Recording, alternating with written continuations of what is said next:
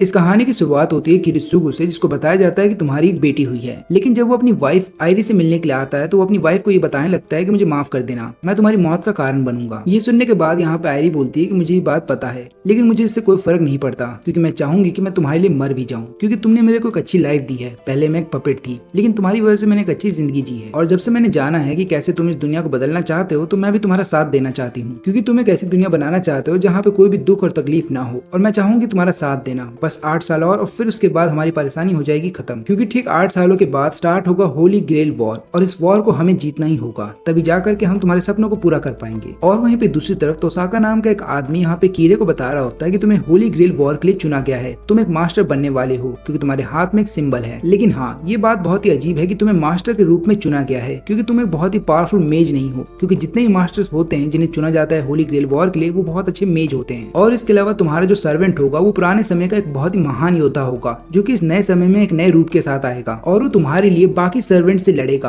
और उन सभी मास्टर से भी लड़ेगा, ताकि वो तुम्हें होली ग्रेल वॉर जिता सके। और इसके अलावा ठीक 60 साल पहले ये होली ग्रेल वॉर लड़ा गया था, और उसके अंदर तुम्हारे फादर को हमने रेफरी बनाया था, ताकि इस गेम में कोई चीटिंग ना हो पाए। लेकिन ये बात सुनते ही यहाँ पे खीरे बोलता है कि अगर इस बार के वॉर में भी मेरे फादर रेफरी बनेंगे तो हो सकता है वो मेरे को प्रेफरेंस दें, और सबको ये लग सकता है कि मेरे फादर मेरे साथ मिल करके चीटिंग कर रहे हैं। तब यहाँ पे खीरे के फादर उसको पूरी बात बताते हैं, बोलते हैं कि देखो, इस बार का जो होली ग्रेल वॉर है वो बेसिकली फुयोगी में होगा, और तोसाका की जो फैमिली है वो शुरू से ही मेज की फैमिली रही है, जो कि चर्च के साथ उनके बहुत ही अच्छे रिलेशनशिप है। यही कारण है कि हम लोग तोसाका के साथ मिल करके इस बार का वॉर लड़ेंगे, क्योंकि इस बार के होली ग्रेल वॉर को जो भी मास्टर जीतेगा उसको एक विश दी जाएगी, जिसकी मदद से वो अपनी दुनिया की कोई भी ख्वाहिश पूरी कर सकता है। और हम नहीं चाहते कि किसी गलत मास्टर के हाथों वो पावर लग जाए। और यही कारण है कि हमें मिल करके तोसाका के साथ इस वॉर को लड़ना होगा, जहाँ पे तुम तोसाका के साथ मिल करके लड़ोगे, लेकिन सबके सामने तुम ये दिखाओगे कि तुम दोनों दुश्मन हो, ताकि किसी को भी तुम्हारे ऊपर शक ना हो। और फिर यहाँ पे तोसाका बोलता है कि अभी फिलहाल के लिए तुम्हें जाना होगा मेज एसोसिएशन में, जहाँ पे जाकर के तुम्हें मैजिक सीखना होगा, ताकि तुम बहुत ज्यादा स्ट्रॉन्ग बन पाओ। और इसलिए मैं चाहता हूँ कि तुम जापान चले जाओ, वहाँ पे मैजिक सीखना, और कोशिश करना कि इतने ज्यादा स्ट्रॉन्ग बन जाओ कि तुम अपने सर्वेंट को कंट्रोल कर पाओ, क्योंकि अब होली ग्रेल वॉर को केवल 3 साल ही बचे हैं। अब इसके बाद हम देखते हैं जापान की फ्यूकी सिटी, और यहाँ पे कारिया मिलने के लिए आता है आउई से, जो कि उसकी बचपन की दोस्त है। लेकिन इसके अलावा वो यहाँ पे आउई की बेटी रिन से भी मिलता है, और उसको गिफ्ट भी देता है। वो बोलता है कि दूसरा गिफ्ट मैं लाया हूँ साकुरा के लिए, वो कहाँ पे है। लेकिन यहाँ पे रिन बताती है कि अब साकुरा हमारे साथ नहीं है। तो यहाँ पे कारिया पूछता है आउई से कि साकुरा को क्या हुआ। आउई बताने लगती है कि साकुरा अब ना मेरी बेटी है और ना ही रिन की छोटी बहन है, बल्कि अब वो माटो फैमिली के साथ है। कारिया पूछता है कि तुमने ऐसा होने क्यों दिया। तो यहाँ पे आउई बताती है कि देखो,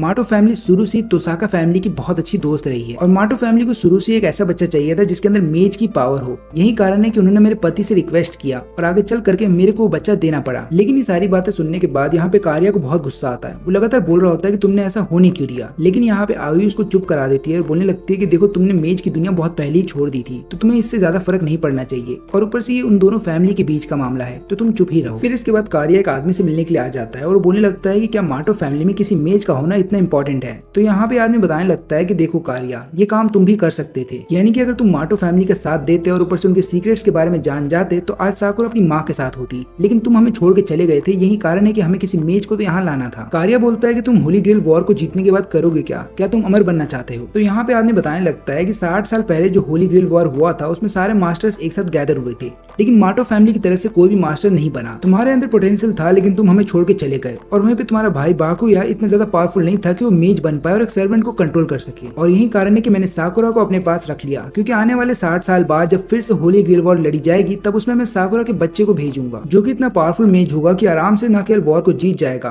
बल्कि वो मेरी सारी बात भी मानेगा, और मैं जो चाहे वो उससे करवाऊंगा। फिर यहाँ पे कारिया बोलता है कि तुम्हें बस ग्रेल वॉर को जीतना है, तो एक काम करो, तुम साकुरा को छोड़ दो और मैं तुम्हारे बदले जाऊंगा ग्रेल वॉर में लड़ने के लिए। लेकिन यहाँ पे आदमी बोलता है कि तुम ऐसा कर कैसे पाओगे, क्योंकि अभी तुम बहुत ज्यादा कमजोर हो और वॉर को केवल 1 ही साल बचे हैं। तब यहाँ पे कारिया बोलता है कि तुम मुझे पावरफुल बना सकते हो, तुम अपने कीड़ों को मेरे अंदर ट्रांसफर कर दो। ये सुनने के बाद ये आदमी बोलता है कि इससे तुम मर भी सकते हो। लेकिन यहाँ पे कारिया बोलने लगता है कि तुम्हें इससे क्या फर्क पड़ता है। फिर ये सुनने के बाद ये आदमी हंसने लगता है और कारिया को एक ऐसी जगह पे ले आता है जहाँ पे चारों तरफ बस कीड़े हैं, और उनके बीच में यहाँ पे वो देखता है साकुरा को। कारिया यहाँ पे साकुरा को बचाना चाहता था, लेकिन ये आदमी उसको ऐसा करने से मना करता है। बोलता है कि अगर तुमने ऐसा किया तो कीड़े उसको वहां से जाने नहीं देंगे और उसकी मांस को धीरे धीरे नोचेंगे। इसलिए तुम्हारे पास बस अब एक ही चीज बची है, वो ये है कि तुम्हें लगातार प्रैक्टिस करना होगा, क्योंकि तुम्हारे पास बस 1 साल है वॉर को शुरू होने में, और तब तक साकुरा मेरे पास रहेगी ताकि मैं उसको और भी ज्यादा पावरफुल बना सकूं। लेकिन याद रहे कि अगर ये वाला वॉर तुम जीत जाते हो तो मैं साकुरा को फ्री कर दूंगा, लेकिन अगर तुम हार जाते हो तो कोई बात नहीं, क्योंकि 60 साल के बाद जब साकुरा का बच्चा होगा तब मैं उसके जरिए इस वॉर को जीत जाऊंगा। और इधर पे हम देखते हैं लंदन में, जहाँ पे मेजेस का एक स्कूल होता है। यहाँ पे एक टीचर बता रहे होते हैं कैसे एक मेज बहुत ज्यादा पावरफुल हो जाता है अगर पीढ़ी दर पीढ़ी उसके परिवार में लगातार मेजेस पैदा हो रहे हैं। लेकिन यहाँ पे एक लड़का होता है जिसका नाम होता है वेव। उसका मानना था कि ऐसा जरूरी नहीं है, अगर कोई आदमी जिसके अंदर मेज की थोड़ी बहुत भी पावर है, अगर वो लगातार प्रैक्टिस करे तो पावरफुल बन सकता है। लेकिन यहाँ पे टीचर वेव का मजाक उड़ा देते हैं सबके सामने, ये बोल करके कि तुम्हारी फैमिली केवल 2 ही पीढ़ी से मेजेस को पैदा कर रही है, इसलिए तुम अभी बच्चे हो, इसलिए सबके सामने शांत रहा करो। ये सुनने के बाद वेव को बहुत गुस्सा आता है और वो क्लास से चला आता है। लेकिन जब वो रास्ते में जा रहा था तभी वो टकराता है एक आदमी से जो कि एक पैकेट डिलीवर करने वाला था उसके टीचर को। लेकिन तभी वो टकरा जाता है वेव से, इसलिए वो आदमी यहाँ पे वेव को बोलता है कि पैकेज अपने टीचर को दे देना। लेकिन यहाँ पे वेव देखता है कि पैकेज मैसिडोनिया से आया है, इसलिए वो चला जाता है तुरंत ही लाइब्रेरी में, क्योंकि वेव ने एक रूमर सुना है कि उसके टीचर भी होली ग्रेल वॉर में पार्टिसिपेट करने वाले हैं, इसलिए वो तुरंत ही जाता है और वॉर के बारे में पढ़ने लगता है। तो उसे पता ये चलता है कि ठीक 200 साल पहले आइंसबर्ग, माकीरी और तोसाका इन 3 फैमिली ने मिल करके होली ग्रेल को समिन किया था। लेकिन प्रॉब्लम ये थी कि होली ग्रेल केवल किसी एक की ही विश को कंप्लीट कर सकता था, और यही कारण था कि ये तीनों फैमिली आपस में लड़ने लगे और ये बन गया होली ग्रेल वॉर। और फिर इसी के बाद से हर 60 साल में होली ग्रेल वॉर लड़ा जाता है, जहाँ पे 7 मास्टर अपने 7 सर्वेंट के साथ आपस में लड़ते हैं, और जो भी मास्टर इस वॉर को जीतेगा उसी को होली ग्रेल की पावर दी जाएगी। अब यहाँ पे वेव को ऐसा लगता है कि उसको भी इस वॉर में पार्टिसिपेट करना चाहिए ताकि वो अपने आप को साबित कर सके। इसके अलावा बुक में वो ये भी पढ़ता है कि किसी भी सर्वेंट को समिन करने के लिए तुम्हारे पास उससे रिलेटेड कोई रेलिक होना चाहिए। तो यहाँ पे जब वो पैकेज को खोलता है तो उसके अंदर वही रेलिक था, और फिर इसके बाद वो उस रेलिक को लेकर के निकल जाता है जापान के लिए। अब इधर पे कीरी मिलने के लिए आता है तोसाका से, तो तोसाका उससे पूछने लगता है कि तुम्हारा कहीं किसी ने पीछा तो नहीं किया, किसी ने तुम्हें देख तो नहीं लिया इस मेंशन में आते समय। लेकिन यहाँ पे कीरी बोलता है कि नहीं, ऐसा कुछ भी नहीं है। और फिर इसके बाद हम देखते हैं कि असैसिन स्पिरिट को, जो कि एक तरीके से देखा जाए तो कीरी के फादर का सर्वेंट है, लेकिन अभी फिलहाल के लिए वो कीरी के लिए काम कर रहा है। और यहाँ पे स्पिरिट बताने लगता है कि आप चिंता मत करिए, मैंने लगातार नजर रखी है मेंशन के ऊपर, यहाँ पे हमें कोई भी नहीं देख रहा। फिर इसके बाद कीरी उसको आदेश देता है कि तुम यहाँ से चले जाओ। लेकिन यहाँ पे तोसाका बताता है कि बहुत जल्द जब ये वॉर स्टार्ट होने वाला होगा तो कई सारे मेजेस कोशिश करेंगे मेरे ऊपर नजर रखने की। लेकिन फिर यहाँ पे कीरी पूछता है कि अभी के लिए तुम क्या कर रहे हो। तो यहाँ पे तोसाका बताता है कि मैं इन्वेस्टिगेशन कर रहा हूँ, वो भी आइंसबर्ग फैमिली के ऊपर, क्योंकि ठीक 9 साल पहले आइंसबर्ग की फैमिली प्योर ब्लड फैमिली मानी जाती थी। लेकिन पता नहीं अचानक से क्या हुआ कि उन्होंने बाहर के एक मेज को अलाउ किया उनकी खुद की ही बेटी से शादी करने के लिए। अब इसके पीछे 2 कारण हो सकते हैं। पहला कारण तो ये है कि वो लोग एल्केमी की पावर का इस्तेमाल करते हैं, यही कारण है कि आइंसबर्ग की फैमिली ज्यादातर अनफिट मानी जाती है वॉर के लिए, और इससे पहले जो ग्रेल वॉर हुआ था उसमें वो लोग हार गए थे। तो यही कारण है कि मेरे को ऐसा लगता है कि उन्होंने बाहर के मेज को अलाउ किया उनकी फैमिली में शादी करने के लिए। और उन्होंने जिस आदमी को चुना है उसका नाम है किरित्सुगु,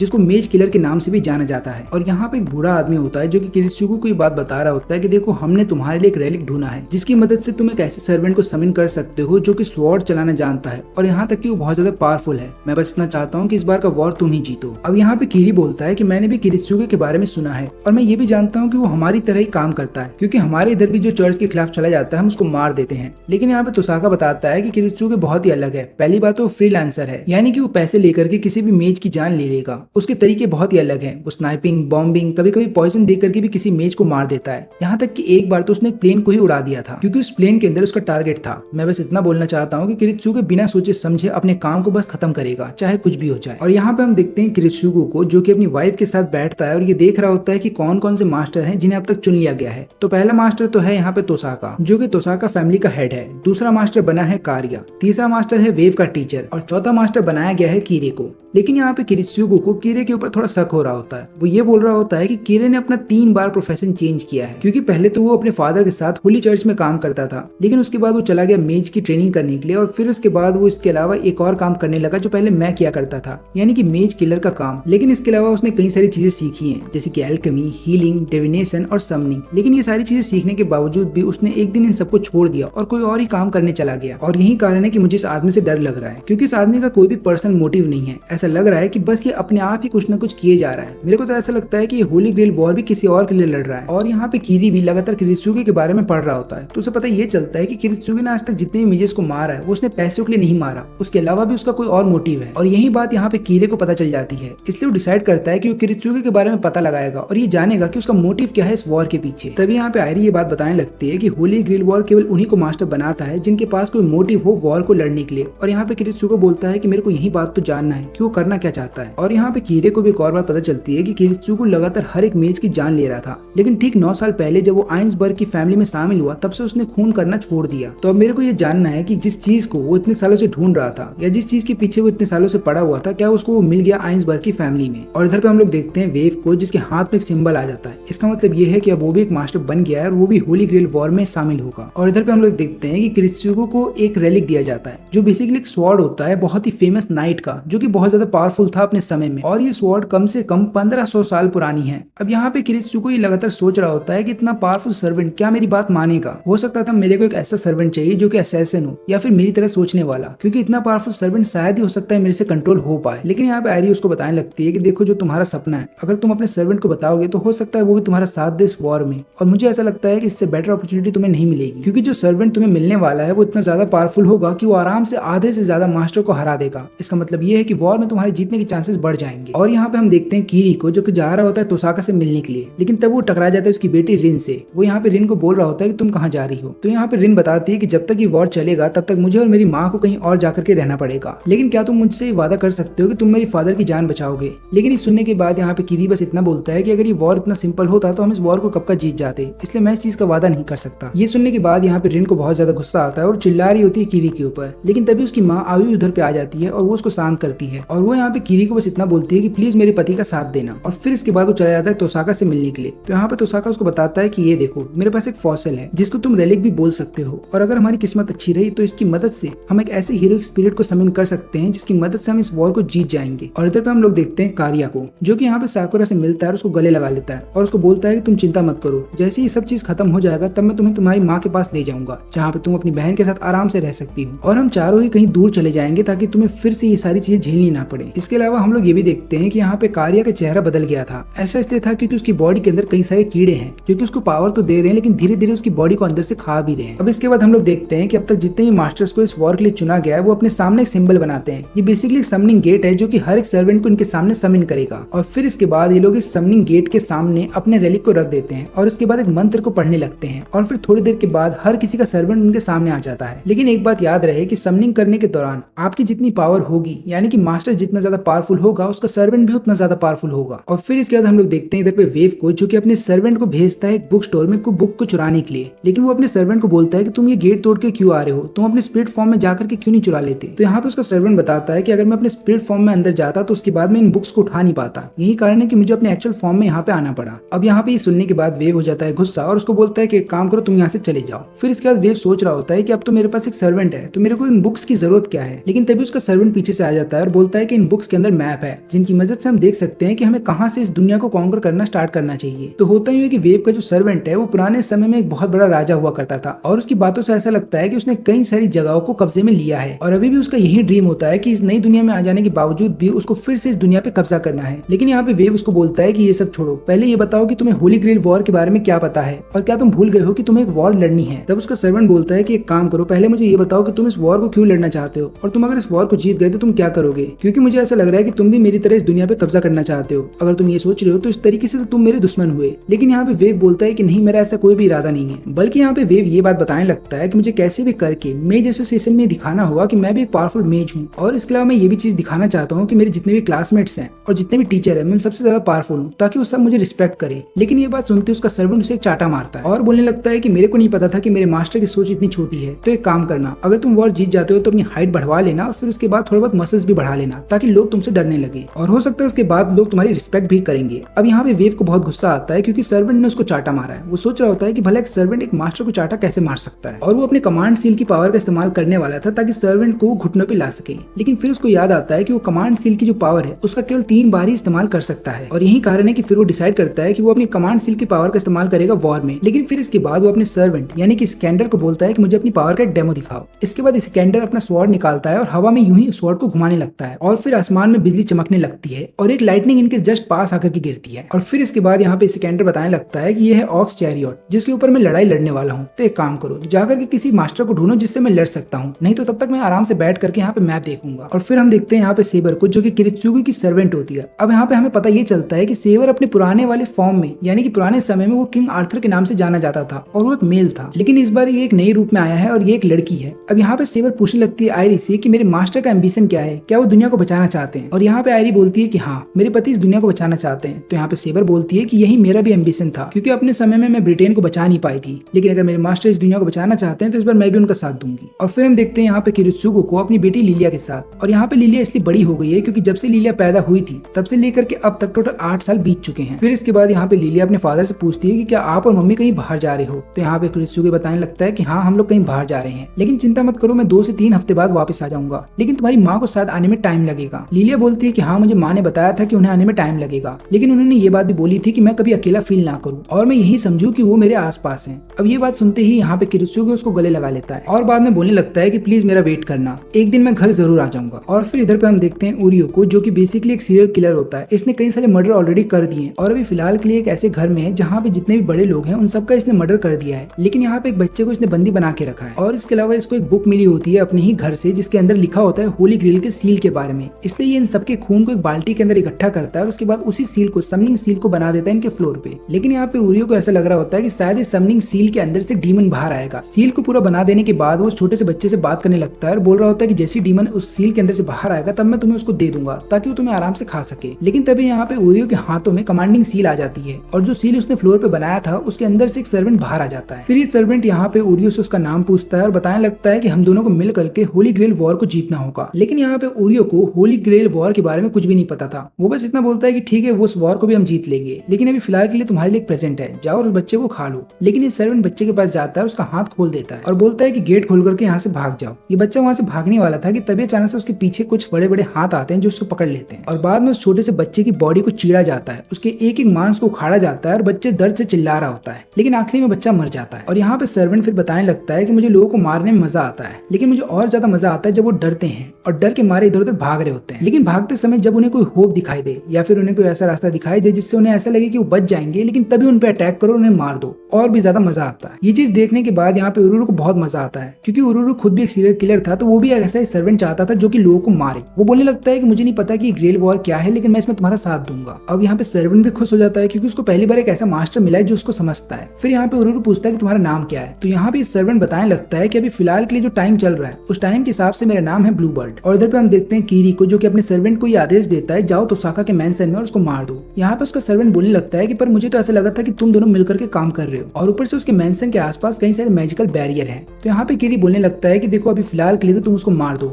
ज्यादा मत सोचो, और ऊपर से मैजिकल बैरियर को तो तुम आराम से पार कर जाओगे। फिर इसके बाद ये सर्वेंट चला आता है तोसाका के मेंशन के पास, और यहाँ पे आ जाने के बाद ये कई सारे मैजिकल बैरियर्स को आराम से पार कर जाता है और कुछ को तोड़ भी देता है। लेकिन एक मैजिकल बैरियर ऐसा होता है जिसको ये आराम से पार कर रहा था, और आखिरी में ये इस मैजिकल बैरियर को भी तोड़ने वाला था। लेकिन तभी हम देखते हैं कि उधर पे तोसाका का सर्वेंट आ जाता है, जो कि लगातार भालों से इसके ऊपर हमला करने लगता है। और इससे पहले कि सर्वेंट तोसाका के सर्वेंट को देख पाता, ये उसका चेहरा ही उड़ा देता है। और बाद में यहाँ पे तोसाका के सर्वेंट बोलने लगता है कि तुम्हें किसने परमिशन दी कि तुम मेरा चेहरा देख पाओ, तुम एक कीड़े हो। और इतना बोलने के बाद वो लगातार भालों से इसके ऊपर हमला करने लगता है, और वो इस सर्वेंट को जब खत्म कर देता है तब उसके बाद वो आता है तोसाका के पास, और यहाँ पे तोसाका उसके सामने झुक रहा होता है और वो बोलने लगता है कि मेरे राजाओं के राजा गिलगमेश, आप मेरी बात समझिए, इस दुनिया में एक ऐसा ट्रेजर है जिसका नाम है होली ग्रेल वॉर, और इस वॉर को जीतने के बाद आप इस पूरी दुनिया को काबू कर सकते हैं। तो यहाँ पे गिलगमेश ये बोलने लगता है कि देखो मुझे नहीं पता है कि कौन सा ग्रेल वॉर है, लेकिन याद रहे अगर ये इतना ज्यादा इंपॉर्टेंट नहीं हुआ मेरी नजरों में तो याद रखना कि तुमने मुझे समिन किया है, तो मैं तुम्हें इसकी सजा दूंगा। लेकिन इसके अलावा अगर ये ग्रेल वॉर इतना ही ज्यादा इंपॉर्टेंट है और बहुत ज्यादा प्रीसियस है तो मैं इसको किसी को टच भी नहीं करने दूंगा, और अगर किसी ने ऐसा किया तो मैं उसको वहीं पे खत्म कर दूंगा। इतना बोलने के बाद गिलगमेश इधर से चला जाता है। फिर यहाँ पे तोसाका चैन की सांस लेता है और बोलने लगता है कि अभी तक से जैसा मैं चाह रहा हूँ वैसा ही हो रहा है, लेकिन आगे का काम कीरी को संभालना होगा। इससे तो हमें ये पता चल जाता है कि कीरी और तोसाका अभी भी एक साथ मिलकर के काम कर रहे हैं। और यहाँ पे वेव को पता चल जाता है कि असैसिन की मौत हो गई है, यानी कि एक सर्वेंट मर चुका है। तो वो बोल रहा होता है कि अब केवल 6 ही मास्टर बचे हैं, उनको अगर हम हरा देंगे तो इस वॉर को हम जीत सकते हैं। लेकिन यहाँ पे स्कैंडर बोलता है कि ज्यादा खुश मत हो, क्योंकि एक असैसिन एक ऐसा सर्वेंट है जो कि ज्यादातर स्पाई में ज्यादा काम आता है, ना कि लड़ने में, इसलिए अगर वो मर भी जाता है तो इससे ज्यादा हमें फर्क नहीं पड़ना चाहिए। लेकिन अभी फिलहाल के लिए मुझे ये बताओ कि क्या हम इस फाइटर जेट को खरीद सकते हैं। अब ये सुनने के बाद यहाँ पे वेव समझ जाता है कि यार मेरा सर्वेंट तो एक ऐसा सर्वेंट है जो कि ना कि वॉर के बारे में सोच रहा है, बल्कि वो ये सोच रहा है कि उसका पैसे कहाँ से आएंगे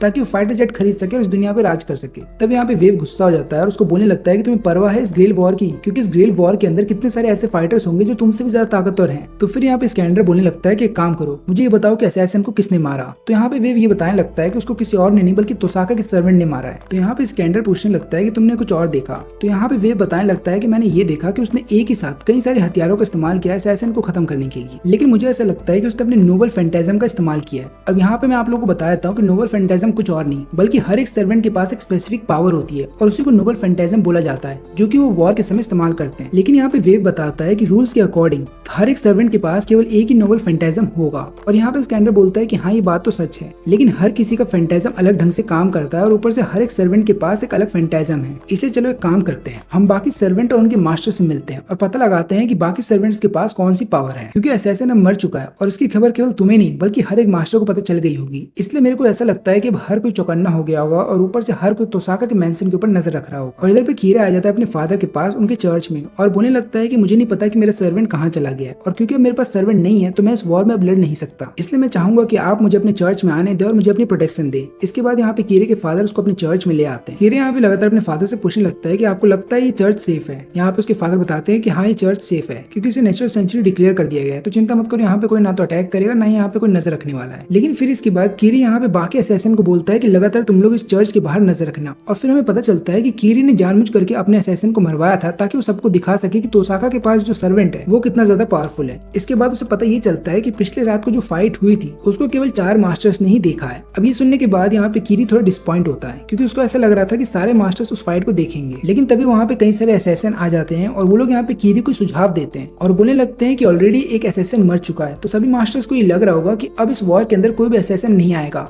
तो हमारे पास यही मौका है कि हम लोग जा करके हर एक मास्टर के ऊपर निगरानी रखें और इस बात का पता लगाएं कि वो लोग क्या कर रहे हैं। लेकिन कहानी में आगे बढ़ने से पहले मैं आपको बताना चाहता हूँ कि जितने भी सर्वेंट्स होते हैं वो लोग अपने 2 फॉर्म में रह सकते हैं, या तो स्पिरिट फॉर्म में नहीं तो अपने फिजिकल फॉर्म में। लेकिन याद रहे कि फिजिकल फॉर्म में रहने के लिए वो लोग अपने मास्टर की माना का इस्तेमाल करते हैं। ये अमाउंट बहुत ज्यादा बड़ा तो नहीं होता, लेकिन उसके बावजूद भी थोड़ा बहुत माना इस्तेमाल वो लोग करते रहते हैं अपने मास्टर का। यही कारण है कि किसी भी पावरफुल सर्वेंट को समन करने के लिए मास्टर का स्ट्रांग होना बहुत जरूरी है। इसके अलावा जब भी कोई सर्वेंट समन किया जाता है तो जिस भी समय में वो सर्वेंट समन हो रहा है उस समय की सारी नॉलेज उस सर्वेंट को मिल जाएगी, यानी कि उस समय जो भी टेक्नोलॉजी इस्तेमाल की जा रही है बाकी ह्यूमंस के द्वारा उसकी सारी नॉलेज सर्वेंट को मिल जाएगी। और फिर इधर पे हम देखते हैं आयरी को जो कि सेबर के साथ आ जाती है जापान। लेकिन इन दोनों के यहाँ पे आने से पहले किरित्सुगु पहले ही आ चुका है जापान में। लेकिन यहाँ पे आयरी बहुत ज्यादा एक्साइटेड होती है और बोलती है कि हमें जापान घूमना चाहिए। लेकिन यहाँ पे सेबर ऐसा करने से मना करती है और बोलती है कि वॉर कभी भी स्टार्ट हो सकता है, इसलिए अभी फिलहाल के लिए हमें एक बेस चुनना चाहिए जो कि सेफ हो, जहाँ पे हम सब सुरक्षित रह सके। फिर यहाँ पे आयरी बोलती है कि मुझे माफ कर देना, मैं बहुत ज्यादा एक्साइटेड हो गई थी क्योंकि बचपन से ही मैं कैसल के अंदर ही रही हूँ और मैंने कभी भी उसको छोड़ करके बाहर की दुनिया नहीं देखी है। ऐसा इसलिए था क्योंकि मैं एक पपेट हूँ और मुझे बनाया ही गया है इस वॉर के लिए। अब ये सारी बातें सुनते ही यहाँ पे सेबर कार को रुकवा देती है और बोलती है कि ठीक है हम लोग यहाँ से पैदल जाएंगे घूमते हुए। और इधर पे हम लोग देखते हैं किरित्सुगु को जो कि एक लड़की से मिलने के लिए आता है। ये लड़की उससे मिल करके बताती है कि तुम्हारा जो इक्विपमेंट है वो मेरे पास आ चुका है, तुम उसको कलेक्ट कर सकते हो। और ऊपर से आयरी और सेबर भी यहाँ पे आ चुके हैं। फिर इसके बाद वो उसे फुटेज दिखाती है और बताने लगती है कि तोसाका के सर्वेंट ने असैसिन को कैसे मारा था। लेकिन बाद में ये लड़की बताती है कि बहुत अजीब चीज हुई है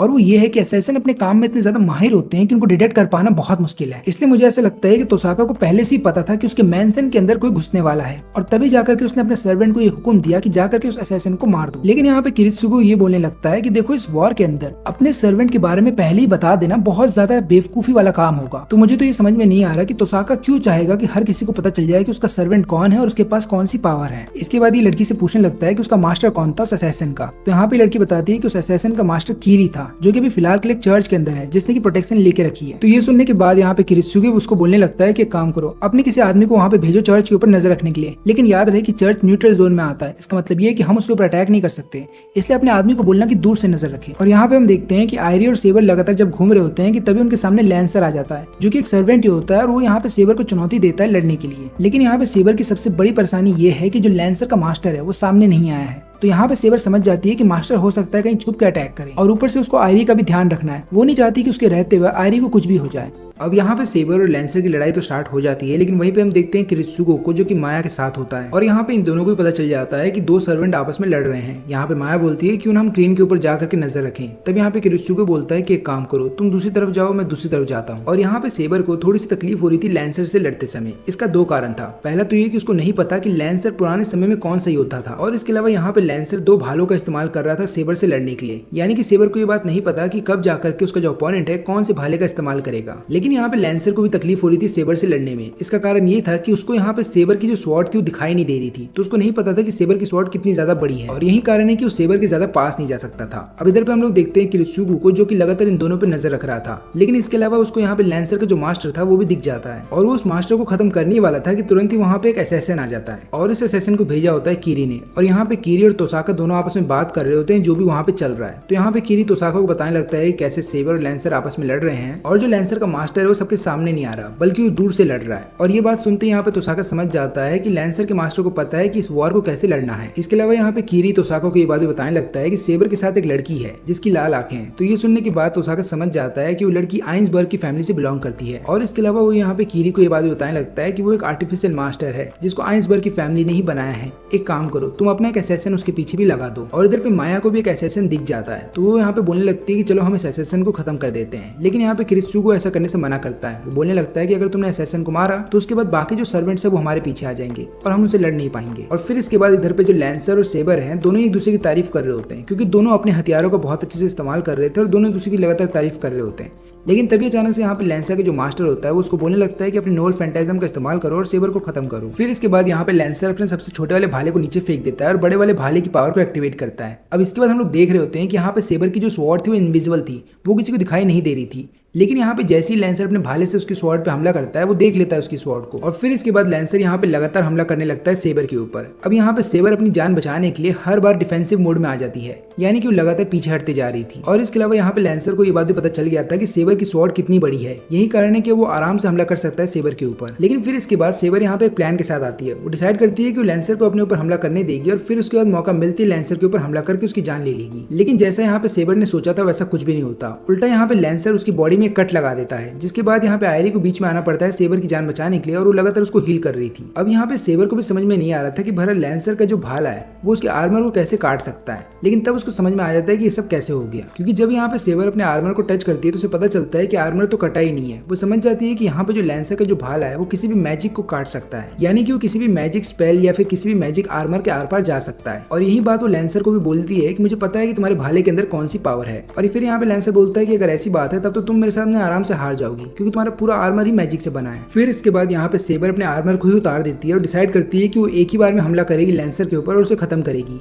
अब यहाँ पे वो चली भी जाती है पूरे पावर से हमला करने के लिए लैंसर के ऊपर। लेकिन यहाँ पे लैंसर आगे नहीं बढ़ता, उल्टा यहाँ पे लैंसर वेट कर रहा होता है सेबर का। और जैसे सेबर उसके बहुत ही करीब आ जाती है वो अपने दूसरे भाले को भी ले आता है। ये देखने के बाद यहाँ पे सेबर समझ जाती है कि लैंसर का जो नोबल फैंटासिज्म है वो उसके दोनों भालों के अंदर है। और यहाँ पे सेबर मर भी सकती थी लेकिन एन वक्त पे उसने अपने आप को नीचे झुका लिया, यही कारण है कि वो बच गई। लेकिन यहाँ पे स्कैंडर भी इन दोनों की फाइटें देख रहा था और उसका मन कर रहा था कि वो बाकी के जितने भी 6 सर्वेंट हैं उन सबसे एक साथ लड़े। लेकिन यहाँ पे वेव बोलता है कि क्या तुम पागल हो गए हो, हमारा तो प्लान ये था ना कि पहले ही दोनों आपस में लड़ेंगे, फिर कोई एक मर जाएगा और जब दूसरा वीक हो जाएगा तब हम जाकर के हमला करेंगे। लेकिन यहाँ पे स्कैंडर बोलता है कि इसमें मजा नहीं है। एक ट्रू वॉरियर अपने अपोनेंट से उसकी फुल स्ट्रेंथ में लड़ता है ताकि वो अपने आप को भी साबित कर सके कि वो स्ट्रॉन्ग है। लेकिन यहाँ पे वेव बोलता है कि इस वॉर का तो यही मतलब है ना कि हमें सारे सर्वेंट और मास्टर्स को खत्म करना होगा वॉर जीतने के लिए। तब यहाँ पे स्कैंडर बोलता है कि हमें इस वॉर को जीतना है, लेकिन इस वॉर के चक्कर में हमें सब चीज डिस्ट्रॉय नहीं करना है और इसके अलावा हमें अपने अपोनेंट को भी हराना है, लेकिन कभी उसको नीचा नहीं दिखाना है। इतना बोलने के बाद यहाँ पे स्कैंडर ऑक्स को बुला लेता है और फिर इसके बाद वो तैयार हो जाता है इन दोनों की फाइट को ज्वाइन करने के लिए। और इधर पे सेबर और लैंसर दोनों के हाथ में कट लग गया था, लेकिन इधर पे जो लैंसर का मास्टर था वो उसको हील तो कर देता है,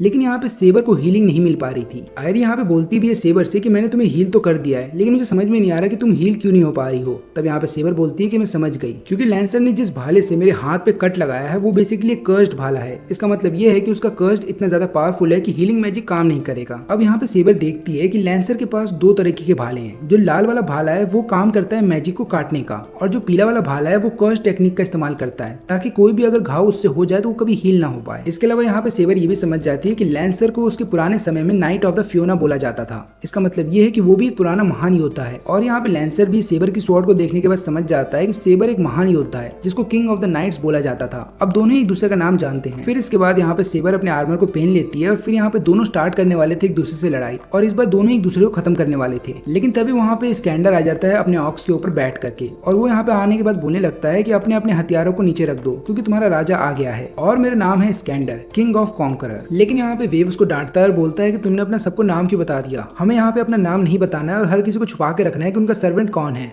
लेकिन यहाँ पे स्कैंडर उसकी कोई बात नहीं सुनता और दोनों को एक ऑफर देता है, और वो बोलने लगता है कि तुम दोनों मिल करके मेरा साथ दो, या तो मेरे भाई बन जाओ नहीं तो मेरे साथ एक पार्टनर की तरह काम करो, और फिर इसके बाद हम मिल करके इस वॉर को जीत जाएंगे, और वॉर को जीतने के बाद जो इनाम होगा वो मुझे मिलेगा, लेकिन मैं उसको तुम्हारे साथ बांट भी सकता हूँ। लेकिन यहाँ पे लैंसर इसके ऑफर को ठुकरा देता है और बोलता है कि मैं अपने मास्टर को धोखा नहीं दूंगा, अभी फिलहाल के लिए मुझे मेरे मास्टर के लिए लड़ना है। और यहाँ पे सेबर भी बोलती है कि मैं अपने फर्ज से गद्दारी नहीं कर सकती। और यहाँ पे वेवर भी जो है लगातार यहाँ पे समझा रहा होता है स्कैंडर को कि चलो हमें यहाँ से चले जाना चाहिए, इन दोनों को फाइट करने दो। लेकिन तभी हम देखते हैं कि यहाँ पे जो लैंसर का जो मास्टर होता है वो यहाँ पे बोलने लगता है कि तुमने ही मेरा रेलिक चुराया था। और ये आवाज सुनने के बाद यहाँ पे वेवर और भी ज्यादा डर जाता है। वो समझ जाता है कि ये आवाज किसी और की नहीं बल्कि उसी के टीचर की है, और यहाँ पे लैंसर का मास्टर भी उसी का टीचर होता है। और वो टीचर यहाँ पे लगातार वेवर को बता रहा होता है कि तुमने मेरा रेलिक तो चुरा लिया और मेरे सर्वेंट को भी चुरा लिया, लेकिन याद रहे कि इस वाले वॉर में हम मास्टर्स को मार सकते हैं। यही कारण है कि मैं अब तुम्हें बताने वाला हूँ कि दर्द किसे कहते हैं, और ऊपर से मैं तुम्हें एहसास दिलाऊंगा कि एक मेज जब दूसरे मेज की जान लेता है तो कैसा होता है। ये सब सुनने के बाद यहाँ पे वेवर डर रहा था, लेकिन तभी स्कैंडर उसको हौसला देता है और वो यहाँ पे वेवर के टीचर को बोलने लगता है कि तुम मेरे मास्टर बन ही नहीं सकते, क्योंकि मेरा मास्टर कोई ऐसा ही व्यक्ति बन सकता है जो कि मेरे साथ खड़ा रहेगा, जैसे कि वेवर जो अभी मेरे साथ है, ना कि तुम जैसा मास्टर जो कि अपने सर्वेंट को आगे भेज देता है लेकिन खुद कहीं छुप के बैठता है। लेकिन तुम अकेले नहीं हो, इसके अलावा और भी कई सारे लोग हैं जो अभी फिलहाल के लिए हमें छुप के देख रहे हैं, लेकिन उन पे ध्यान मत दो। यहाँ पे कई सारे हीरोइक स्पिरिट भी हैं जो कि हमें छुप के देख रहे हैं। तो मैं उन सभी स्पिरिट्स को बोलना चाहूंगा कि आओ और मुझसे लड़ो। अब ये सुनने के बाद यहाँ पे तोसाका कीरी को बोलने लगता है कि ये तो अच्छा नहीं हुआ, और यहाँ पे कीरी भी बोलता है कि हाँ तुमने सही कहा। और तभी यहाँ पे गिलगामेश आ जाता है जो कि स्कैंडर को बोलने लगता है कि तुम्हारी हिम्मत कैसे हुई, तुमने अपने आप को राजा कैसे बोल दिया, जबकि मेरे रहते हुए यहाँ पे कोई भी राजा नहीं बन सकता। इस जगह केवल मैं ही राजा हूँ और मैं ही राज करूंगा। लेकिन यहाँ पे स्कैंडर उसको बोलने लगता है कि अगर तुम इस जगह के राजा हो और अपने आप को राजा घोषित कर चुके हो तो एक काम करो, अपनी आइडेंटिटी तो बताओ, अपना नाम बताओ और सबको बताओ कि तुम पहले कौन से हीरो हुआ करते थे। लेकिन यहाँ पे गिलगामेश बोलने लगता है कि अगर मुझे देख करके भी तुम्हें नहीं पता चल रहा कि मेरी आइडेंटिटी क्या है तो कोई फायदा नहीं है तुम्हें बता करके भी। इसके बाद गिलगामेश अपने नोबल फैंटाजम का इस्तेमाल करता है यहाँ पे हर किसी को खत्म करने के लिए, और उसके इस नोबल फैंटाजम को देखने के बाद हर कोई समझ जाता है कि इसी ने असैसिन की जान ली थी। लेकिन ये लोग आपस में लड़ाई लड़े इससे पहले कि यहाँ पे कार्या अपने सर्वेंट बजर को यहाँ पे भेज देता है। अब उसको देखने के बाद यहाँ पे स्कैंडर वेवर से बोलने लगता है कि मुझे उसको देख करके बताओ कि उसकी स्ट्रेंथ और वीकनेस क्या है, क्योंकि तुम तो ऐसा कर सकते हो ना, तुम एक मेज हो। लेकिन यहाँ पे वेवर लगातार बजर को देख रहा था, उसके बावजूद भी उसे कुछ पता नहीं चल रहा था, और उस स्कैंडर को बोलने भी लगता है कि मैं नहीं देख के बता सकता कि उसकी स्ट्रेंथ और वीकनेस क्या है। और फिर यहाँ पे सेबर बताने लगती है कि बजर एक टाइप के कर्स टेक्निक का इस्तेमाल कर रहा है, यही कारण है कि हमें उसको देख करके नहीं पता चलेगा कि उसकी स्ट्रेंथ और वीकनेस क्या है। यहाँ पे किरित्सुगु भी बजर को देखने के बाद ये सोच रहा होता है कि भला उसका मास्टर उसको यहाँ पे समन क्यों करेगा, क्योंकि यहाँ पे ऑलरेडी 4 सर्वेंट्स हैं। इसलिए वो यहाँ पे बोलने लगता है माया से कि काम करो, तुम असैसिन के ऊपर नजर रखो, मैं जा रहा हूँ बजर के मास्टर को ढूंढने के लिए। लेकिन यहाँ पे बजरकर लगातार देख रहा होता है गिलगामेश को, तो गिलगामेश को उसके ऊपर गुस्सा आ जाता है, इसलिए वो अपना सबसे पहला हमला कर देता है बजरकर के ऊपर। लेकिन यहाँ पे बजरकर इस हमले से बच जाता है। तो स्कैंडर बताने लगता है कि उसने कुछ भी नहीं किया, बस उसने किया ये कि सबसे पहले उसके ऊपर स्वॉर्ड से हमला हुआ तो उसने स्वॉर्ड को पकड़ लिया और बाद में जो भाला था उसी के ऊपर हमला कर दिया, यानी कि उसने अपनी जान उसी हथियार से बचाई जिससे गिलगामेश ने उसके ऊपर हमला किया था। और क्योंकि यहाँ पे अब बजरकर बच गया था तो गिलगामेश को बहुत ज्यादा गुस्सा आ जाता है, तो डिसाइड करता है कि वो यहाँ पे बजरकर को मार के रहेगा चाहे कुछ भी हो जाए, इसलिए वो अपनी पावर को और भी ज्यादा बढ़ा देता है। और फिर वो कई सारे और हथियार लेकर के आता है और उनसे हमला करने लगता है बजरकर के ऊपर। लेकिन यहाँ पे बजरकर को कुछ भी नहीं होता और यहाँ पे वो और भी बड़ा हमला करने वाला था। लेकिन तभी यहाँ पे तोसाका उसको कमांड सील से ये हुक्म देता है कि तुम वापस आ जाओ। तोसाका ऐसा इसलिए करता है क्योंकि उसे पता चल गया था कि गिलगामेश एक नंबर का गधा है जो कि फाइटिंग से पहले ही हर एक सर्वेंट को दिखा रहा है अपने नोबल फैंटाजम। अब इधर से गिलगामेश तो चला जाता है, लेकिन उसके बाद बजरकर यहाँ पे लगातार सेबर की तरफ देख रहा था और फिर वो तुरंत एक रॉड उठाता है और उसके ऊपर हमला कर देता है। और ये चीज देखने के बाद यहाँ पे स्कैंडर बोलने लगता है कि बजरकर का नोबल फैंटाजम यही है कि वो किसी भी चीज को छू ले तो वो उसका हथियार बन जाता है। और फिर यहाँ पे लगातार बजरकर क्योंकि सेबर के ऊपर हमला कर रहा था और यहाँ पे सेबर को लगातार पीछे हटना पड़ रहा था क्योंकि अभी के लिए बजरकर की पावर ज्यादा थी। और तभी यहाँ पे बजरकर को एक मौका मिल जाता है कि उस सेबर के ऊपर डायरेक्ट अटैक करे, लेकिन तभी यहाँ पे बीच में लैंसर आ जाता है जो कि उसके हथियार को बीच में से काट देता है। और फिर इसके बाद वो यहाँ पे बजरकर को बताने लगता है कि सेबर से मैं लड़ रहा था तो पहले हमारी लड़ाई खत्म होने दो, उसके बाद अगर तुम्हें लड़ना हो तो लड़ लेना। वो अपने मास्टर को भी समझा रहा होता है कि मैं सेबर को खत्म कर सकता हूँ, आप प्लीज मुझ पर भरोसा रखिए। लेकिन यहाँ पे जो उसका मास्टर था वो कमांड सील का इस्तेमाल करता है और यहाँ पे लैंसर को ये हुक्म देता है कि बजरकर के साथ मिलकर के सेबर को खत्म करो। अब यहाँ पे सेबर के सामने लैंसर और बजरकर दोनों ही थे, तो डर जाती है कि कहीं यहाँ पे आयरी को कुछ हो न जाए, इसलिए वो बोलती भी है कि तुम्हें यहाँ से जाना होगा। लेकिन यहाँ पे किरित्सुगु भी तैयार हो जाता है, वो तुरंत यहाँ पे माया को बोलता है कि मेरे इशारे पे तुरंत ही तुम असैसिन को मार देना और मैं यहाँ पे लैंसर के मास्टर को मार दूंगा। लेकिन जैसे ही वो ऐसा करने वाला था तुरंत ही हम देखते हैं कि यहाँ पे स्कैंडर इन दोनों के बीच में आ जाता है और जब वो इन दोनों के बीच में आ रहा था तो वो अपना ऑक्स यहाँ पे बजरकर के ऊपर चला देता है, जिसके बाद हम देखते हैं कि यहाँ पे बजरकर कमजोर पड़ जाता है और वो उठ नहीं पा रहा था। फिर थोड़ी देर के बाद वो वहाँ से गायब हो जाता है और फिर यहाँ पे वो लैंसर के मास्टर को बोलने लगता है कि देखो लैंसर को अपनी लड़ाई खुद लड़ने दो, तुम अपनी चीप ट्रिक्स के जरिए उसको मजबूर मत करो कि वो किसी और के साथ मिल करके अपनी लड़ाई लड़े। और मुझे नहीं पता कि तुम कहाँ हो, लेकिन मैं चाहूंगा कि तुम लैंसर को वापस बुला लो ताकि वो अपनी जंग फिर किसी और दिन लड़ सके। लेकिन याद रहे कि अगर उसकी फाइट में तुमने फिर फिर कभी इंटरफेयर किया तो इस बार जो है मैं सेबर का साथ दूंगा और तुम्हारे जो सर्वेंट है उसको खत्म कर दूंगा। अब लैंसर का मास्टर ये सुनने के बाद डर जाता है और उसको डर इस बात का था कि यहाँ पे कहीं स्कैंडर और सेबर मिल करके उसके लैंसर को खत्म ना कर दे, इसलिए लैंसर को वापस बुला लेता है। और यहाँ पे लैंसर वापस जाने से पहले यहाँ पे स्कैंडर को बोलता है तुम्हारा शुक्रिया। अब हम देखते हैं कि यहाँ पे स्कैंडर जो है सेबर को समझाने लगता है कि देखो सबसे पहले तुम्हें लड़ाई लड़नी होगी लैंसर से, क्योंकि तुम्हारे हाथ पे अभी भी उसका कर्स्ट है और तुम्हारा हाथ तब तक ठीक नहीं होगा जब तक तुम लैंसर को हरा नहीं देती या उसके कर्स्ट को खत्म नहीं कर देती। तो सबसे पहले तुम लैंसर से लड़ो और अपना मामला सुलझा लो, और तुम दोनों में से जो भी जीतेगा आगे चल करके मैं उसी से लड़ाई लड़ने वाला हूँ। इतना बोलने के बाद स्कैंडर भी उधर से चला जाता है। लेकिन फिर इसके बाद यहाँ पे सेबर आयरी को बताने लगती है कि आज जितने भी सर्वेंट हमारे सामने आए थे वो सभी स्ट्रॉन्ग थे और मैं किसी एक को भी लाइटली नहीं ले सकती। यही कारण है कि अब आगे चल करके अगर किसी भी सर्वेंट से मेरा मुकाबला होता है तो मेरे को अपनी पूरी पावर का इस्तेमाल करना पड़ेगा। और फिर यहाँ पे हम देखते हैं कारिया को जो लगातार हंस रहा होता है, क्योंकि उसने देखा है कि किस तरीके से बजरगर ने यहाँ पे सामना किया गिलगामेश का और ऊपर से उसने सेबर का भी सामना किया। तो यहाँ पे कारिया को उम्मीद है कि बजरगर आगे चल करके सबको हरा सकता है। लेकिन यहाँ पे प्रॉब्लम ये है कि बजरगर कई बार आउट ऑफ कंट्रोल हो जाता है और कारिया उसे कंट्रोल नहीं कर पाता। यही कारण है कि कारिया की बॉडी अंदर से और भी ज्यादा वीक होती जा रही थी। इसलिए यहाँ पे कारिया डिसाइड करता है कि उसे कैसे भी करके बजरगर को कंट्रोल करना होगा अगर उसे ये जंग जीतनी है। और इधर पे हम देखते हैं कैसैसियन को जो कि कीरी के पास आती है और वो आने के बाद बताने लगती है कि मेरे को चर्च के बाहर ये पंछी मिला है और आप इसके पाँव को देखिए, इसके पाँव पे एक ऐसी चीज है जिसके जरिए हम पे नजर रखी जा रही थी। और यहाँ पे ओरियो ने भी सभी सर्वेंट्स को देख लिया था और उनके पावर्स को भी उसने देखा, तो वो बहुत ज्यादा खुश हो जाता है और बहुत ज्यादा एक्साइटेड भी था। वो फिर यहाँ पे ब्लू बियर्ड से पूछने लगता है कि मुझे इस वॉर के बारे में और भी कुछ बताओ। लेकिन यहाँ पे ब्लू बियर्ड का अलग ही प्लान चल रहा था। वो यहाँ पे बताने लगता है कि मुझे फाइनली एक ऐसी लड़की मिल गई है जिसकी मुझे तलाश थी, जिसके साथ मैं अपनी पूरी जिंदगी बिता सकता हूँ, जो कि दिखने में बहुत खूबसूरत हो और पावरफुल भी। फिर यहाँ पे ओरियो पूछने लगता है कि वो है कौन। तो यहाँ पे हम देखते हैं कि ब्लू बियर्ड उसको दिखाने लगता है सेबर को और बताने लगता है कि बहुत जल्द मैं इसको पाने वाला हूँ। और इधर पे जब आयरी और सेबर लगातार गाड़ी से कहीं जा रहे होते हैं कि तभी उनके सामने ब्लू बियर्ड आ जाता है। वो यहाँ पे सेबर को देखने के बाद बोलता है कि मुझे तुम्हारा ही इंतजार था होली वर्जिन। लेकिन यहाँ पे सेबर बोलती है कि तुम कौन हो, मैं तुम्हें नहीं जानती। अब ये सुनने के बाद यहाँ पे ब्लू बियर्ड बोलने लगता है कि क्या तुम मुझे नहीं जानती, क्या तुम ये चेहरा भूल गई। यहाँ पे सेबर लगातार उसको बोल रही होती है कि मैं तुम्हें नहीं जानती हूँ। लेकिन यहाँ पे ब्लू बियर्ड उसको बोल रहा होता है कि ऐसा कैसे हो सकता है, मैंने लगातार गॉड से प्रे किया है तुम्हारे वापस आने का और देखो गॉड ने मेरी सुन ली है, लगता है तुम वापस आ गए इस जन्म में। लेकिन यहाँ पे सेबर उसको फिर समझा रही होती है कि मैं तुम्हें नहीं जानती। लेकिन यहाँ पे ब्लू बियर्ड उसकी कोई बात ही नहीं सुन रहा था, इसलिए यहाँ पे सेबर उसके ऊपर हमला करती है। लेकिन ये सिर्फ एक वार्निंग था और यहाँ पे सेबर उसको बता रही होती है कि देखो मैं तुम्हें नहीं जानती, अगर तुम्हें मुझसे लड़ना है तो यहीं पे लड़ो, नहीं तो अगर तुम्हें और कोई कहानी सुनानी है तो कहीं और जाके सुनाओ। ब्लू बियर्ड ये सुनने के बाद उदास हो जाता है और बोलने लगता है कि गॉड ने एक ऐसा कर्ज दे दिया है तुमको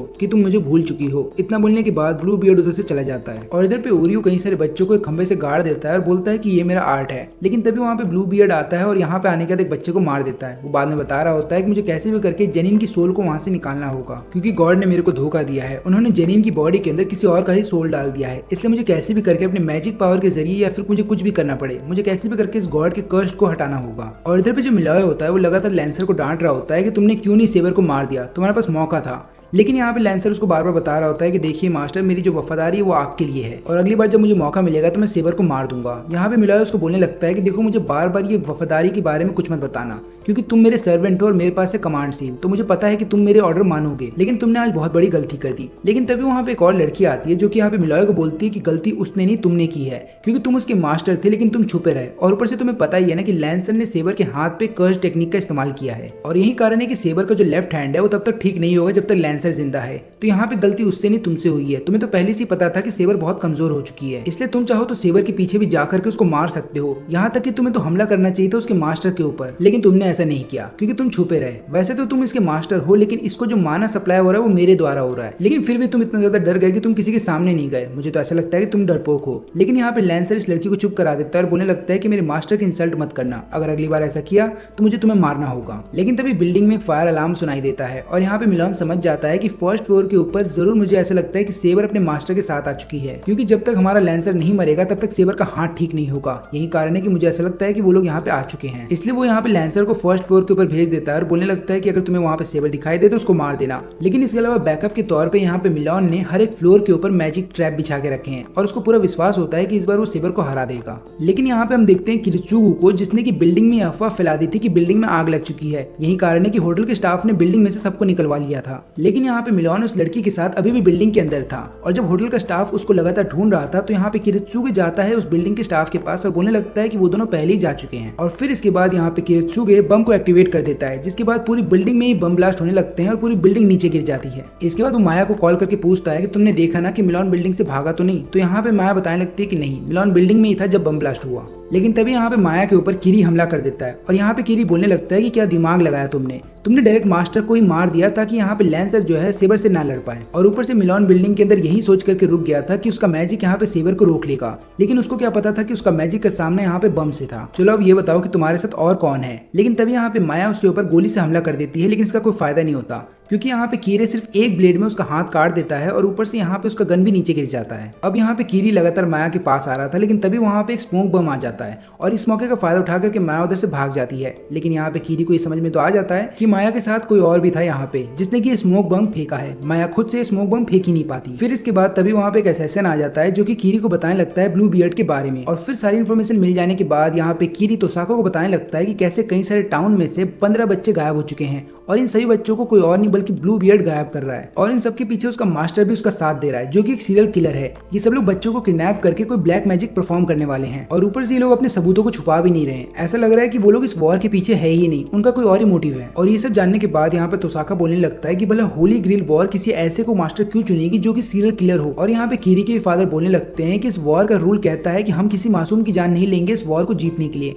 मेरे को ऐसा लगता है कि हमें सभी मास्टर्स को ये बताना होगा कि वो लोग क्या कर रहे हैं ताकि हर एक मास्टर हमारा साथ दे ब्लू बियर्ड को हराने के लिए। इसके बाद कीरी जैसे ही दूसरे रूम में जाता है तो देखता है कि वहाँ पे गिलगामेश था। यहाँ पे वो गिलगामेश से पूछता है कि क्या हुआ, तुम यहाँ पे क्यों आ गए। तो गिलगामेश बताने लगता है कि तोसाका बहुत ही बोरिंग पर्सन है और उसका जो प्लान है कि मेजेस के सारे सीक्रेट्स के बारे में पता लगाना वो भी बहुत बोरिंग है। लेकिन यहाँ पे कीरी बोलता है कि मेरे को तो ऐसा लगता है कि तुम्हें तुम्हारा मास्टर पसंद नहीं है। देखो हो सकता है कि तोसाका बहुत ही बोरिंग पर्सन है, लेकिन उसका जो प्लान है वो बहुत अलग है क्योंकि वो होली ग्रिल वॉर जीतने के बाद सबसे पहले तो सारे मेजेस की पावर को पाना चाहता है। न केवल इतना ही बल्कि वो इस बात का पता लगाना चाहता है कि वो कैसे इस दुनिया की रियलिटी को बदल सके, यानी कि उसके पास इतनी सारी पावर आ जाए कि वो जब चाहे इस दुनिया को खत्म भी कर सके और एक नई दुनिया बना सके। ये सुनने के बाद गिलगामेश बोलता है कि जैसे तोसाका का एक मोटिव है उसी तरीके से मुझे ऐसा लग रहा है कि हर एक मास्टर का अपना एक मोटिव है इस वॉर को लड़ने के लिए। तो तुम मुझे बताओ कि तुम्हारा क्या मोटिव है। यहाँ पे कीरी बोलने लगता है कि मेरा कोई भी पर्सनल मोटिव नहीं है। लेकिन यहाँ पे गिलगामेश बोलता है कि तुम झूठ बोल रहे हो, तुम्हारा कोई तो पर्सनल मोटिव होगा। एक काम क्यों नहीं करते, तुम इस वॉर को खुद जीत जाओ और बाद में अपने लिए खुशियां मांगना। तो यहाँ पे कीरी बोलने लगता है कि खुशियां इतनी छोटी सी चीज। लेकिन गिलगामेश उसको बताने लगता है कि खुशी एक ऐसी चीज है जिसके लिए लोग सालों भर लड़ते हैं, स्ट्रगल भी करते हैं, लेकिन एंड में भी उन्हें खुशी नहीं मिल पाती। देखो कीरी, अगर तुम्हें खुशियां नहीं चाहिए तो कोई बात नहीं, कम से कम तुम मेरी खुशी में तो शामिल हो सकते हो। इसलिए मैं चाहूंगा एक काम करो, तुम अपने असैसिन्स को ये बोलो कि जितने ही मास्टर्स हैं उनके ऊपर नजर रखें और इस बात का ही पता लगाए कि उनका क्या मोटिव है इस वॉर के पीछे। कीरी बोलता है कि मैं अपने असैसिन के जरिए इन बातों का पता तो लगा सकता हूँ, लेकिन तुम्हें ये सब जानना क्यों है। तो गिलगामेश बताने लगता है कि मुझे ह्यूमंस में बहुत ज्यादा इंटरेस्ट है और कोई तो ऐसा मास्टर होगा जिसके मोटिव्स जानने के बाद मुझे मजा आएगा। यही कारण है कि मैं चाहता हूँ कि तुम हर एक मास्टर के मोटिव के बारे में पता लगाओ। इतना बोलने के बाद गिलगामेश उधर से चला जाता है। लेकिन फिर यहाँ पे कीरी खुद से एक सवाल करने लगता है कि उसको क्या चाहिए इस वॉर से, और वो बोलने लगता है कि अगर मैं पता लगाऊं कि किरसुगो को क्या चाहिए इस वॉर से तो हो सकता है मुझे भी मेरा खुद का मोटिव मिल जाए। लेकिन जब बिल्डिंग पूरी तरह से डिस्ट्रॉय कर दी जाती है तो उधर पे फायर फाइटर्स आते हैं उसके बाद, और वो लोग देखते हैं कि यहाँ पे काली कलर की बॉल है। उनको समझ में नहीं आ रहा होता है कि ये है क्या, लेकिन जैसे इनका कमांडर उस बॉल को हाथ लगाता है उसका हाथ बॉल के आर पार चला जाता है और फिर उसके बाद वो लगातार बस ये बोल रहा होता है कि मुझे कैसे भी करके इस बॉल को यहाँ से कहीं दूर लेकर के जाना है। और वो अपने सभी साथियों को बोलता है कि इसको ट्रक पे लोड करूँ। और इधर पे कीरी के फादर अपने चर्च के अंदर ये अनाउंसमेंट करते हैं हर एक मास्टर को कि देखो अभी फिलहाल के लिए वॉर में चेंजेस किए जा रहे हैं, और वो चेंज ये है कि अभी फिलहाल के लिए हम सबको ब्लू बियर्ड और उसके मास्टर को खत्म करना है क्योंकि वो लोग वॉर के नियमों को तोड़ रहे हैं। इसलिए मैं यही बोलूंगा कि सभी मास्टर्स अभी फिलहाल के लिए एक साथ मिलकर के काम करें और कैसे भी करके उसको खत्म करे। ना केवल इतना ही बल्कि जो भी मास्टर ब्लू बियर्ड और उसके मास्टर को पहले खत्म करेगा उसको मेरी तरफ से एक एक्स्ट्रा कमांड सील दी जाएगी, और ये वो कमांड सील है जो कि आपसे पहले जितने मास्टर बने हैं उनके द्वारा वेस्ट हो गए थे क्योंकि वो लोग ने सही समय पे इस्तेमाल नहीं किया और वो लोग पहले ही मर गए। अब इस अनाउंसमेंट के बाद कीरी के फादर यहाँ पे तोसाका को बताते हैं कि मैंने हर एक मास्टर को बता दिया है उन्हें क्या करना है। लेकिन सबसे अजीब चीज ये हुई है कि इस वाले अनाउंसमेंट में 5 मास्टर आए थे मेरी बात सुनने के लिए। तो ये सुनते ही तोसाका समझ जाता है कि मिलोन अभी भी जिंदा है, और क्योंकि उसने पहले ही अपने एक कमांड सील का इस्तेमाल कर लिया है तो हो सकता है एक नए कमांड सील पाने के लिए वो ब्लू बियर्ड के पीछे जाएगा। लेकिन ये बात तो यहाँ पे इन दोनों को पता होता है कि मिलोन के अलावा अगर किसी और मास्टर को एक नया कमांड सील मिल गया तो वो उनके लिए एडवांटेज होगा। इसलिए यहाँ पे कीरी के फादर ये बताते हैं कि एक काम करते हैं, बाकी मास्टर्स को फिलहाल के लिए ब्लू बियर्ड को कमजोर करने दो, लेकिन ब्लू बियर्ड को मारने का काम तो यहाँ पे गिलगामेश ही करेगा। लेकिन इसके अलावा यहाँ पे स्कैंडर का अपना ही अलग चल रहा था, यानी कि वो तो आराम से नॉर्मल कपड़े पहन करके बाहर घूमना चाहता था। वो यहाँ पे वेवर को बताता है कि जब सेवर नॉर्मल कपड़े पहन करके अपने मास्टर के साथ घूम सकती है तो मैं क्यों नहीं। लेकिन यहाँ पे वेवर बोलता है कि तुम बाहर घूमने कैसे जाओगे, तुमने तो पैंट पहना ही नहीं है। तो यहाँ पे बोलता है कि एक काम करो तुम मुझे पैंट दिला दो। तो वेवर बोलता है कि नहीं मैं तुम्हें पैंट नहीं दिलाऊंगा, अभी शांति से नॉर्मल सर्वेंट की तरह काम करो और जाकर के बाकी सर्वेंट को डिफीट करो, और इसके अलावा हमें ब्लू बियर्ड का भी काम तमाम करना होगा। तो यहाँ पे स्कैंडर बोलता है कि इसका मतलब ये है कि अगर मैंने किसी और सर्वेंट को हरा दिया तो तुम मुझे पैंट दिला दोगे। और ये सुनने के बाद वेवर बोलता है कि मैं क्या करूँ तुम्हारा।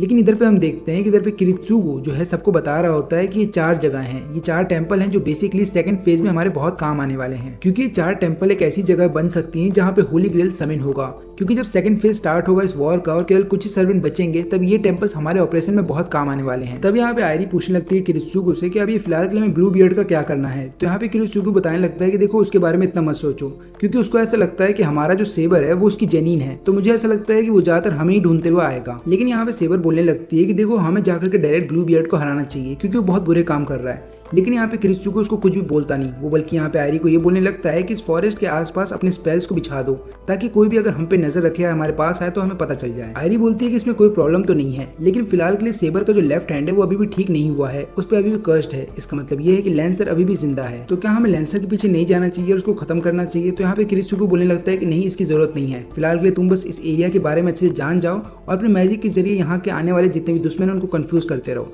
मैं नहीं चाहता कि फिलहाल के लिए सेबर किसी से भी लड़ाई लड़े, क्योंकि मुझे ऐसा लगता है कि शायद ब्लू बियर्ड भी तोसाका के साथ मिलकर के काम कर रहा है और हो सकता है हमें जानबूझ करके उसके पीछे भेजा जा रहा है ताकि यहाँ पे तोसाका का जो सर्वेंट है वो मौका मिलती बाकी सर्वेंट्स को खत्म कर दे। लेकिन यहाँ पे सेबर को ये बात पसंद नहीं आती, क्योंकि वो लड़ना चाहती थी, लेकिन यहाँ पे किरित्सुगो उसको साफ साफ मना कर देता है। फिर इसके बाद जब किरित्सुगो यहाँ पे अकेला होता है तो आयरी उससे पूछती है कि तुम क्या सोच रहे हो, और यहाँ पे किरित्सुगो बोलता है क्यों ना हम भाग चले, मैं तुम्हें और इलिया को लेकर यहाँ से कहीं दूर चला जाऊंगा। लेकिन आयरी बोलती है कि झूठ मत बोलो, इस वॉर से दूर रह करके तुम जिंदा नहीं रह पाओगे। लेकिन यहाँ पे किरित्सुगो बोलने लगता है कि मुझे डर लग रहा है कि कहीं मेरी जान ना चली जाए, क्योंकि कीरी को पहले से ही पता था कि मैं मेलन को मारने के लिए आने वाला हूँ, यही कारण है कि उसने माया के ऊपर भी हमला किया। लेकिन यहाँ पे आयरी बोलने लगती है कि चिंता मत करो, अगर ऐसी बात है तो मैं तुम्हें बचाऊंगी, और ऊपर से सेबर भी हमारे साथ है। लेकिन तभी यहाँ पे आयरी को एहसास होता है कि उसने जो बैरियर लगाया है उसके अंदर कोई आ चुका है, और ये होता है ब्लू बियर्ड, जो कि यहाँ पे कई सारे बच्चों को लेकर के आया है। वो यहाँ पे सेबर को अपने लिए लेना चाहता है, और यहाँ तक कि उसको पता है कि आयरी उसके ऊपर नजर रख रही है, और वो तभी बोलने लगता है कि मुझे पता है कि सेबर बाहर नहीं आएगी, इसलिए मैं यहाँ पे बच्चों के साथ एक गेम खेलने वाला हूँ। मैं सभी बच्चों को बोलूंगा छुपने के लिए,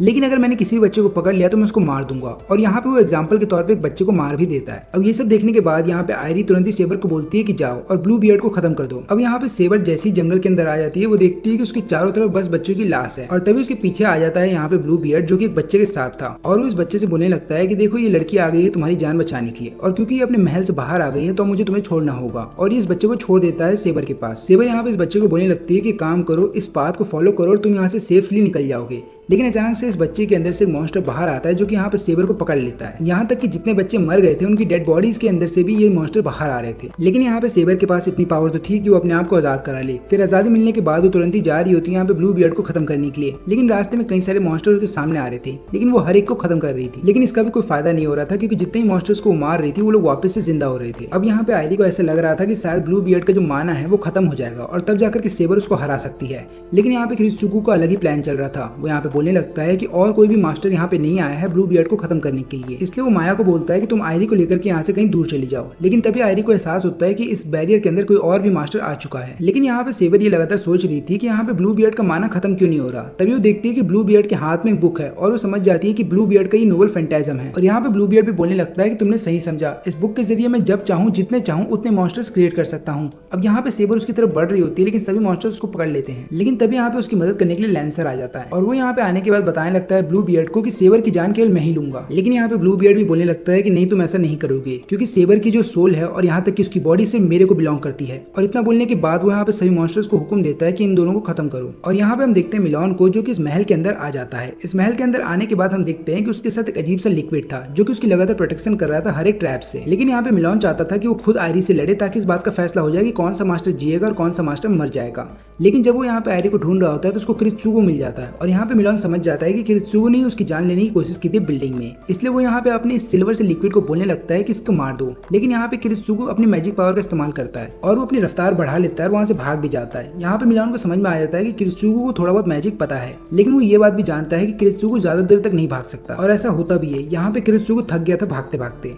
लेकिन यहाँ पे किरित्सुगो को अच्छे से पता होता है कि ये जो सिल्वर कलर का लिक्विड है इसकी आंखें नहीं है, ये केवल इंसान को सेंस करती है और पता लगाती है कि वो इंसान कहाँ पे है। इसलिए यहाँ पे किरित्सुगो अपने हार्ट बीट और पल्सेस को कंट्रोल करता है, ताकि यहाँ पे मेलन को पता ना चल पाए कि वो कहाँ पे है। और यहाँ पे जब मेलन कॉरिडोर से बाहर निकलता है तो लेफ्ट की तरफ देखने लगता है, लेकिन तभी यहाँ पे राइट से किरित्सुगो उसके ऊपर हमला कर देता है। लेकिन इतनी गोलियां चलाने के बावजूद भी मेलन को कुछ नहीं होता, और मेलन बोलने लगता है कि तुम्हारी गोलियां मेरे सामने बेकार है। लेकिन इधर पे आयरी जब माया के साथ भाग रही होती है, तभी यहाँ पे आयरी को एहसास होता है कि उसके बैरियर के अंदर कोई और भी आ चुका है, तब यहाँ पे माया बोलती है कोई बात नहीं, हम इस जगह को चेंज कर देंगे और किसी और डायरेक्शन से भागेंगे। लेकिन यहाँ पे आयरी उसको बताने लगती है कि इस बार जो इंट्रूडर मेरे बैरियर के अंदर आ गया है वो कोई और नहीं बल्कि कीरी है, इसलिए तुम अब मेरी बात सुनो माया। मुझे पता है कि किरित्सुगु ने तुम्हें बोला था कि तुम्हें मेरी प्रोटेक्शन करनी है और तुम्हें मुझे यहाँ से बाहर निकालना है, लेकिन अभी फिलहाल के लिए हमें किरित्सुगु की जान बचानी होगी कीरी से, इसलिए कैसे भी करके हमें कीरी को यहीं पे रोकना होगा। और यहाँ पे माया इसके लिए मान भी जाती है। और यहाँ पे किरित्सुगु जो है लगातार मेलन के ऊपर गोलियों से हमला कर रहा था, लेकिन यहाँ पे मेलन अपने डिफेंस सिस्टम के जरिए लगातार बच रहा था। लेकिन तभी यहाँ पे किरित्सुगु ऐसी गोली चलाता है मेलन के ऊपर कि यहाँ पे उसका डिफेंस सिस्टम उस गोली को पकड़ ही नहीं पाता और यहाँ पे मेलन को शोल्डर में गोली लग जाती है। इसके बाद मेलन यहाँ पे किरित्सुगु के ऊपर हमला तो करवाता है अपने डिफेंस सिस्टम के जरिए, लेकिन यहाँ पे किरित्सुगु तब तक भाग जाता है। मेलन को ऐसा लगता है कि शायद वो केयरलेस हो गया था,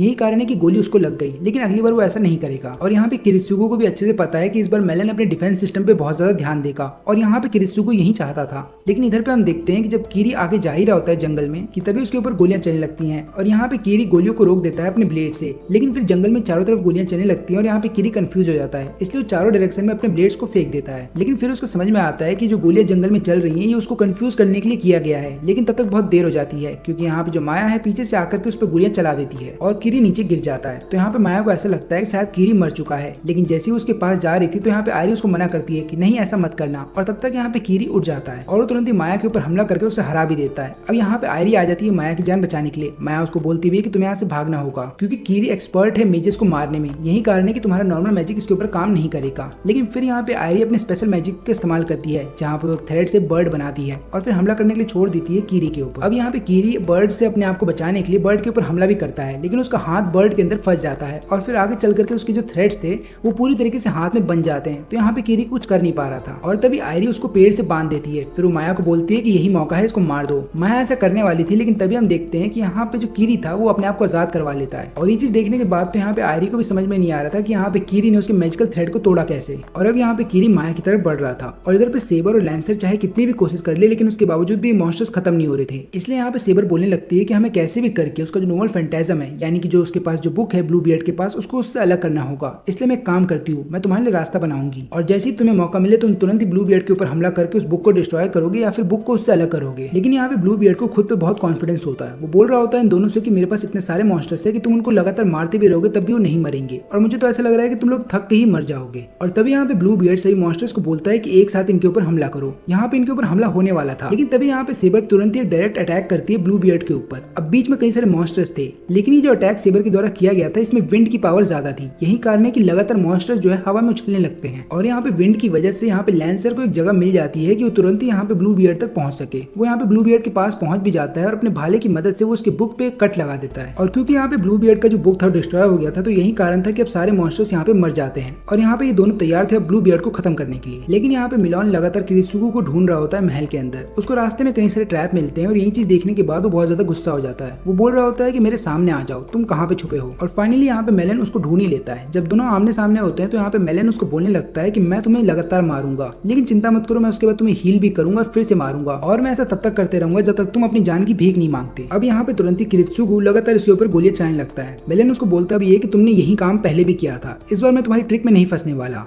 लेकिन फिर से यहाँ पे हम देखते हैं कि किरित्सुगु उसके ऊपर एक और गोली चला देता है, लेकिन यहाँ पे मेलन इसके लिए तैयार था, इसलिए उसने कई सारे यहाँ पे बना रखे थे लेयर डिफेंस के और पहले वाले लेयर के अंदर उस गोली को उसने पकड़ लिया था। और यहाँ पे ये दोनों मिल करके ब्लू बियर्ड को खत्म करने वाले थे कि तुरंत ही ब्लू बियर्ड वहाँ से भाग जाता है। लेकिन यहाँ पे लैंसर को एहसास हो जाता है कि उसका मास्टर खतरे में है और उसकी जान जाने वाली है। और यहाँ पे सेबर उसको बताती भी है कि मेरे मास्टर की वजह से तुम्हारे मास्टर की जान खतरे में है, इसलिए वो लैंसर को यहाँ से जाने देती है ताकि वो अपने मास्टर की जान बचा सके। और इधर पे जाने से पहले लैंसर उसे थैंक यू बोलता है। लेकिन लैंसर के उधर से चले जाने के बाद सेबर को एहसास होने लगता है कि सारा किरित्सुगु का प्लान था, क्योंकि किरित्सुगु को पहले से ही पता था कि मेलन अपने सर्वेंट को भेजेगा ब्लू बियर्ड को खत्म करने के लिए और खुद महल के अंदर आएगा और वो तैयार था महल के अंदर ताकि वो मेलन को खत्म कर सके। और इधर पे हमें एक पास्ट का सीन दिखाया जाता है जहाँ पे एक लड़की किरित्सुगु से बात करके उसे बता रही होती है कि मैंने एक स्पेशल बुलेट बनाया है। ये एक ऐसे बुलेट है जिनसे ना तो इंसान बच सकते हैं और ना ही कोई मेज, यहाँ तक कि मेज के मैजिक डिफेंस सिस्टम को भी ये बुलेट आराम से डॉज कर सकता है और यहाँ तक कि डिस्ट्रॉय भी कर सकता है। और अगर तुमने इस बुलेट से किसी भी मेज के ऊपर हमला किया तो मेज का मैजिक इस बुलेट को रोक नहीं पाएगा। यहाँ तक कि अगर मेज को ये गोली लग गई तो वो मेज अपनी बॉडी को जल्दी हील नहीं कर पाएगा और इन्हीं गोलियों की मदद से यहाँ पे किरित्सुगु ने मेलन के ऊपर हमला किया था और यहाँ पे मेलन को दूसरी गोली भी लग जाती है। लेकिन जैसे ही यहाँ पे किरित्सुगु तीसरी गोली से उसको खत्म करने वाला था तभी यहाँ पे हम देखते हैं कि वहाँ पे लैंसर आ जाता है मेलन की जान बचाने के लिए।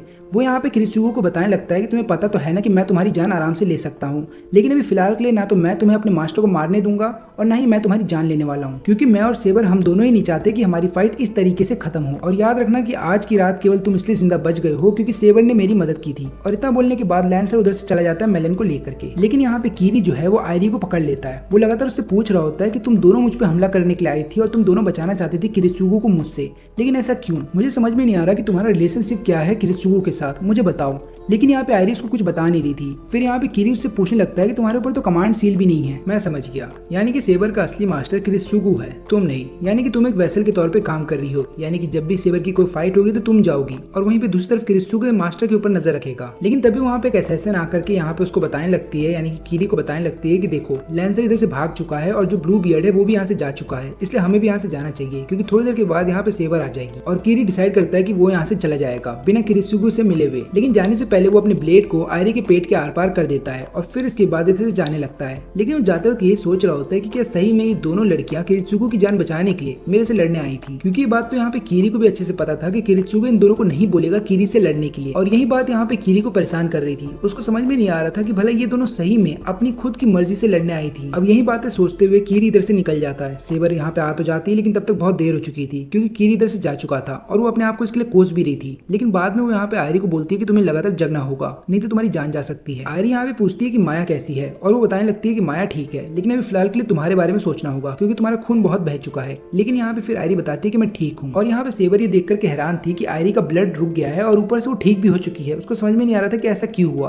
तो फिर हमें पास्ट का एक सीन दिखाया जाता है और हमें पता ये चलता है कि यहाँ पे एक हीलिंग वेपन दिया गया था आयरी को। आयरी यहाँ पे बोलती भी है किरित्सुगु को कि इसे तुम्हें रखना चाहिए, लेकिन वो बोलने लगता है कि नहीं, इसको तुम ही रखो क्योंकि तुम सेबर के साथ रहोगी हमेशा। ये तुम्हारी भी प्रोटेक्शन करेगा और तुम्हारे वोन्स को जल्दी हील कर देगा। यहाँ तक कि अगर सेबर किसी फाइट में जख्मी भी हो जाती है तो उसके वोन्स को भी जल्दी ठीक कर देगा। और यही कारण था कि यहाँ पे आयरी के जितने भी जख्म थे वो ठीक हो चुके थे। इसके बाद वो माया को जाती है ठीक करने के लिए। लेकिन यहाँ पे आयरी के दिमाग में ये बात जरूर थी कि उसे कैसे भी करके अगली बार कीरी को रोकना होगा, क्योंकि कीरी अगली बार कैसे भी करके किरित्सुगु के पास जाके रहेगा। और यहाँ पे वो लगातार यही सोच रही होती है कि अगली बार क्या हो सकता है, क्योंकि इस बार तो वो लोग बच गए हैं लेकिन अगली बार हो सकता है कीरी इनकी जान ले ही ले। अब इसके बाद एक सपना दिखाया जाता है जहाँ पे हम देखते हैं कि एक लड़की की एंगेजमेंट तय कर दी गई होती है किसी और से, लेकिन लड़की लैंसर से प्यार करती थी और लैंसर भी इससे प्यार करता था। लेकिन प्रॉब्लम यहाँ पे ये था कि लड़की का जो बाप था वो पसंद नहीं करता था लैंसर को, इसलिए वो लैंसर के पीछे कई सारे सैनिक भेज देता है और यहाँ पे लैंसर अपनी और लड़की की जान बचाने के लिए सभी सैनिकों से लड़ता है। लेकिन आखिरी में लड़की का बाप यहाँ पे लैंसर को बोलता है कि मैं तुम दोनों की शादी के लिए तैयार हूँ। लेकिन जैसे ही लैंसर उसके साथ हाथ मिलाता है वो यहाँ पे लैंसर को मार देता है। और ये लैंसर की जितनी मेमोरीज थी यहाँ पे मेलन को अपने सपनों में दिखाई दे रही थी। जब वो उठता है तो उसे पता ये चलता है कि उसके ऑर्गन डिस्ट्रॉय हो गए हैं। और यहाँ पे सोफिया भी उसको यही बात बता रही होती है। वो बोल रही होती है कि तुमने अपना इतना ज्यादा मैजिक इस्तेमाल कर लिया अपने आप को बचाने के लिए कि तुम्हारे मैजिक सर्किट्स बेकार हो गए हैं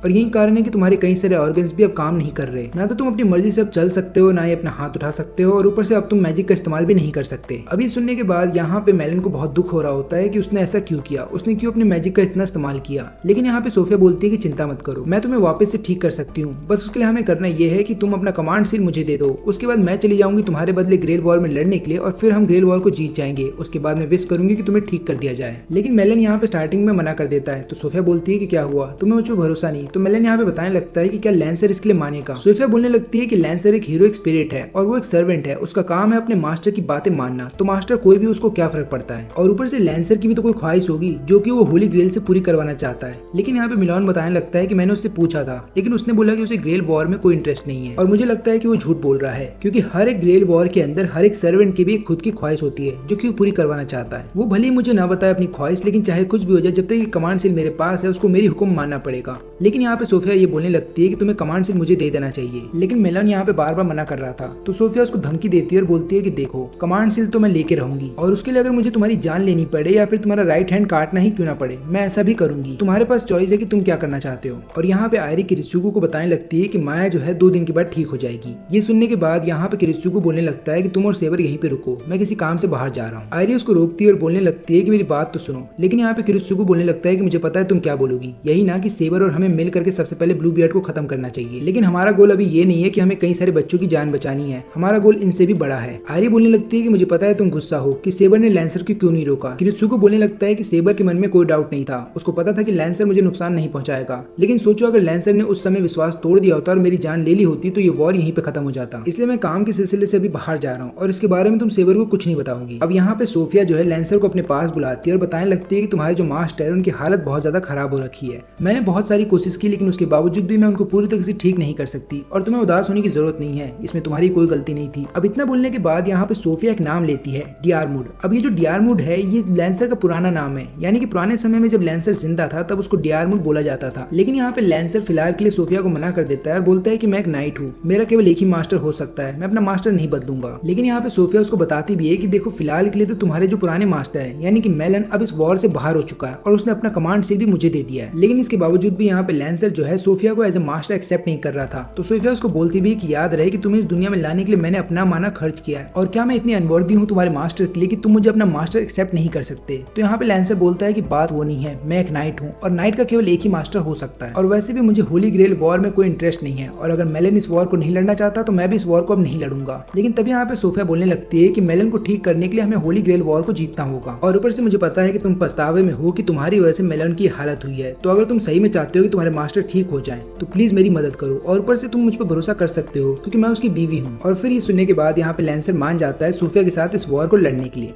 लेकिन यहाँ पे लैंसर ये लगातार सोच रहा होता है कि सोफिया की जो आंखें हैं वो बिल्कुल ग्रानिया की तरह दिखाई देती हैं। और इसके बाद लैंसर खुद से एक वादा करता है कि पिछले लाइफ में मैं अपने वादे को पूरा नहीं कर पाया था लेकिन इस बार वही गलती मैं दोबारा नहीं दोहराऊंगा और मैं अपने मास्टर को ठीक करके रहूंगा। और यहाँ पे सेबर भी आयरी को बताने लगती है कि अपने पुराने जिंदगी में मैंने कई सारी लड़ाइयाँ लड़ी हैं और उस लड़ाइयों के वक्त मैंने एक बार भी नहीं सोचा कि मेरी वजह से किन मासूमों की जिंदगी जा रही है, किन की जिंदगी तबाह हो रही है। इसलिए मुझे पता है कि यहाँ पे किरित्सुगो कैसा सोच रहा है, उसको भी फिलहाल के लिए वॉर जीतना है। लेकिन तुम मुझे बताओ आयरी, इस वॉर का ये रूल भी बोलता है कि हमें कैसे भी करके अपने वॉर के चक्कर में किसी भी मासूम की जान नहीं लेनी है। इसलिए यहाँ पे अगर किरित्सुगो और मेलन आपस में लड़ाई नहीं लड़ रहे होते एक सीक्रेट बैटल में तो यहाँ पे मैं और लैंसर मिल करके उस ब्लू बियर्ड को खत्म कर चुके होते और फिर इसके बाद हम दोनों आपस में लड़के अपनी लड़ाई भी खत्म कर चुके होते। लेकिन शायद मुझे ये बात अच्छे से पता है कि किरित्सुगो अभी फिलहाल के लिए अपने प्लान को नहीं बदलेगा और वो वही करेगा जो उसको करना है। लेकिन यहाँ पे आयरी बोलने लगती है कि मेरे और किरित्सुगो के प्लान को रियलिटी में बदलने के लिए तुम हमारे लिए जरूरी हो। लेकिन यहाँ पे स्कैंडर तो मजे कर रहा है क्योंकि अभी फिलहाल के लिए वो अपनी फिजिकल फॉर्म में है। यही कारण है कि वेवर के जो ग्रैंड पेरेंट्स हैं वो उसको देख लेते हैं और बाद में वो तीनों ही मजे कर रहे होते हैं और तीनों खूब बातें करते हैं। लेकिन यहाँ पे वेवर बाद में मिलता है स्कैंडर से और उसको बताने लगता है कि मैंने तुम्हें कहा था ना अपने स्पिरिट फॉर्म में रहना, देखो तुमने क्या कर दिया। स्कैंडर बोलता है कि इसमें मेरी गलती नहीं है, तुम मेरे लिए पैंट लाए थे और मुझे ये पैंट पहनना था,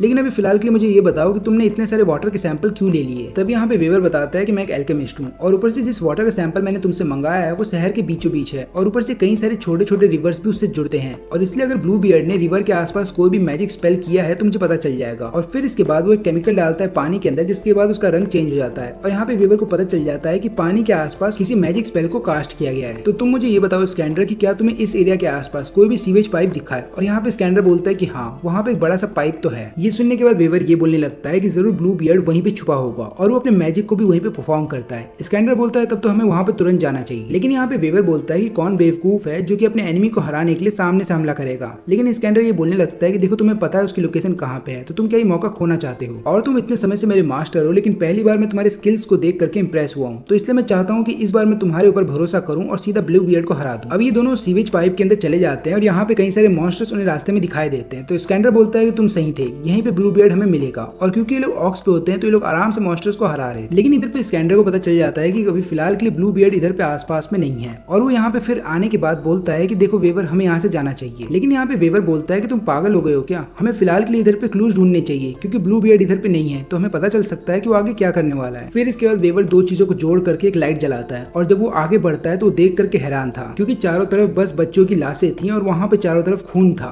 और ये देखने के बाद यहाँ पे वेवर को उल्टी हो जाती है, वो लगातार रो रहा होता है। स्कैंडर उसको बोलता भी है कि मैंने तुम्हें मना किया था ना कि मत देखना। वेवर बोलता है कि मेरा मजाक उड़ाना बंद करो, मैं स्ट्रांग हूँ। तो यहाँ पे स्कैंडर बोलता है कि मैं तुम्हारा मजाक नहीं उड़ा रहा, बल्कि अगर तुम्हारी जगह कोई और होता जो कि नजारा देखने के बाद रोता नहीं और उसके मन में कोई फीलिंग नहीं आती तो मैं उसको एक जोर से पंच मारता। वेवर बोलता है पर तुम्हारा क्या, तुम भी तो नहीं रो रहे। तब यहाँ पे स्कैंडर बोलने लगता है कि अभी फिलहाल के लिए इमोशंस का टाइम नहीं है। इतना बोलने के बाद वो एक असैसिन को यहीं पे मार देता है जिसने कि उसके ऊपर हमला किया था। लेकिन वेवर बोलता है कि ऐसा कैसे हो सकता है, मैंने खुद देखा था असैसिन को मरते हुए। लेकिन तभी वहाँ पे दो और असैसिन आ जाते हैं जो कि इन दोनों पे हमला करने वाले थे। तब यहाँ पे स्कैंडर बोलता है कि इस वॉर में कुछ भी हो सकता है, हमने अगर एक असैसिन को मरते हुए देखा है तो यहाँ पे दो और असैसिन आ चुके हैं हैं, इसका मतलब इन्हीं की तरह और भी कई सारे हो सकते हैं। लेकिन ये दोनों असैसिन बाद में इधर से गायब हो जाते हैं और वो इनके ऊपर हमला नहीं करते। तो यहाँ पे स्कैंडर बोलता है कि हमें भी यहाँ से जाना होगा क्योंकि हम आए थे यहाँ पे ब्लू बियर्ड के लिए, लेकिन वो यहाँ पे है नहीं। लेकिन ये लोग जाने से पहले इस पूरी जगह को डिस्ट्रॉय कर देते हैं क्योंकि इनको ऐसा लगता है कि ब्लू बियर्ड का ये हाइड आउट है। तो अगर उसका हाइड आउट डिस्ट्रॉय हो चुका है तो इसका मतलब ये है कि अब उसके पास छुपने के लिए कोई जगह नहीं है और उसको बाहर सबके सामने आना पड़ेगा। लेकिन यहाँ पे कीरी का एक असैसिन मारा गया है। तो तोसाका उसको बोलने लगता है कि देखो, हमें कैसे भी करके असैसिन्स को स्कैंडर और उसके मास्टर के पीछे लगाना होगा ताकि हम पता कर सके कि उसका अल्टीमेट वेपन क्या है। मेरे कहने का मतलब है कि उसका नोवल फैंटेजम क्या है, इसके बारे में हम पता लगा सके। लेकिन चाहे कुछ भी हो जाए, असैसिन को उसके साथ लड़ाई लड़ने मत देना क्योंकि हो सकता है तुम अपने असैसिन्स खो दो। और चाहे कुछ भी हो जाए, हमेशा रिलैक्स रहना ताकि किसी को भी तुम्हारे ऊपर शक ना हो, क्योंकि कई बार सही चाल चलने के लिए धैर्य रखना पड़ता है। और फिर इसके बाद हम पास्ट देखते हैं रिन का,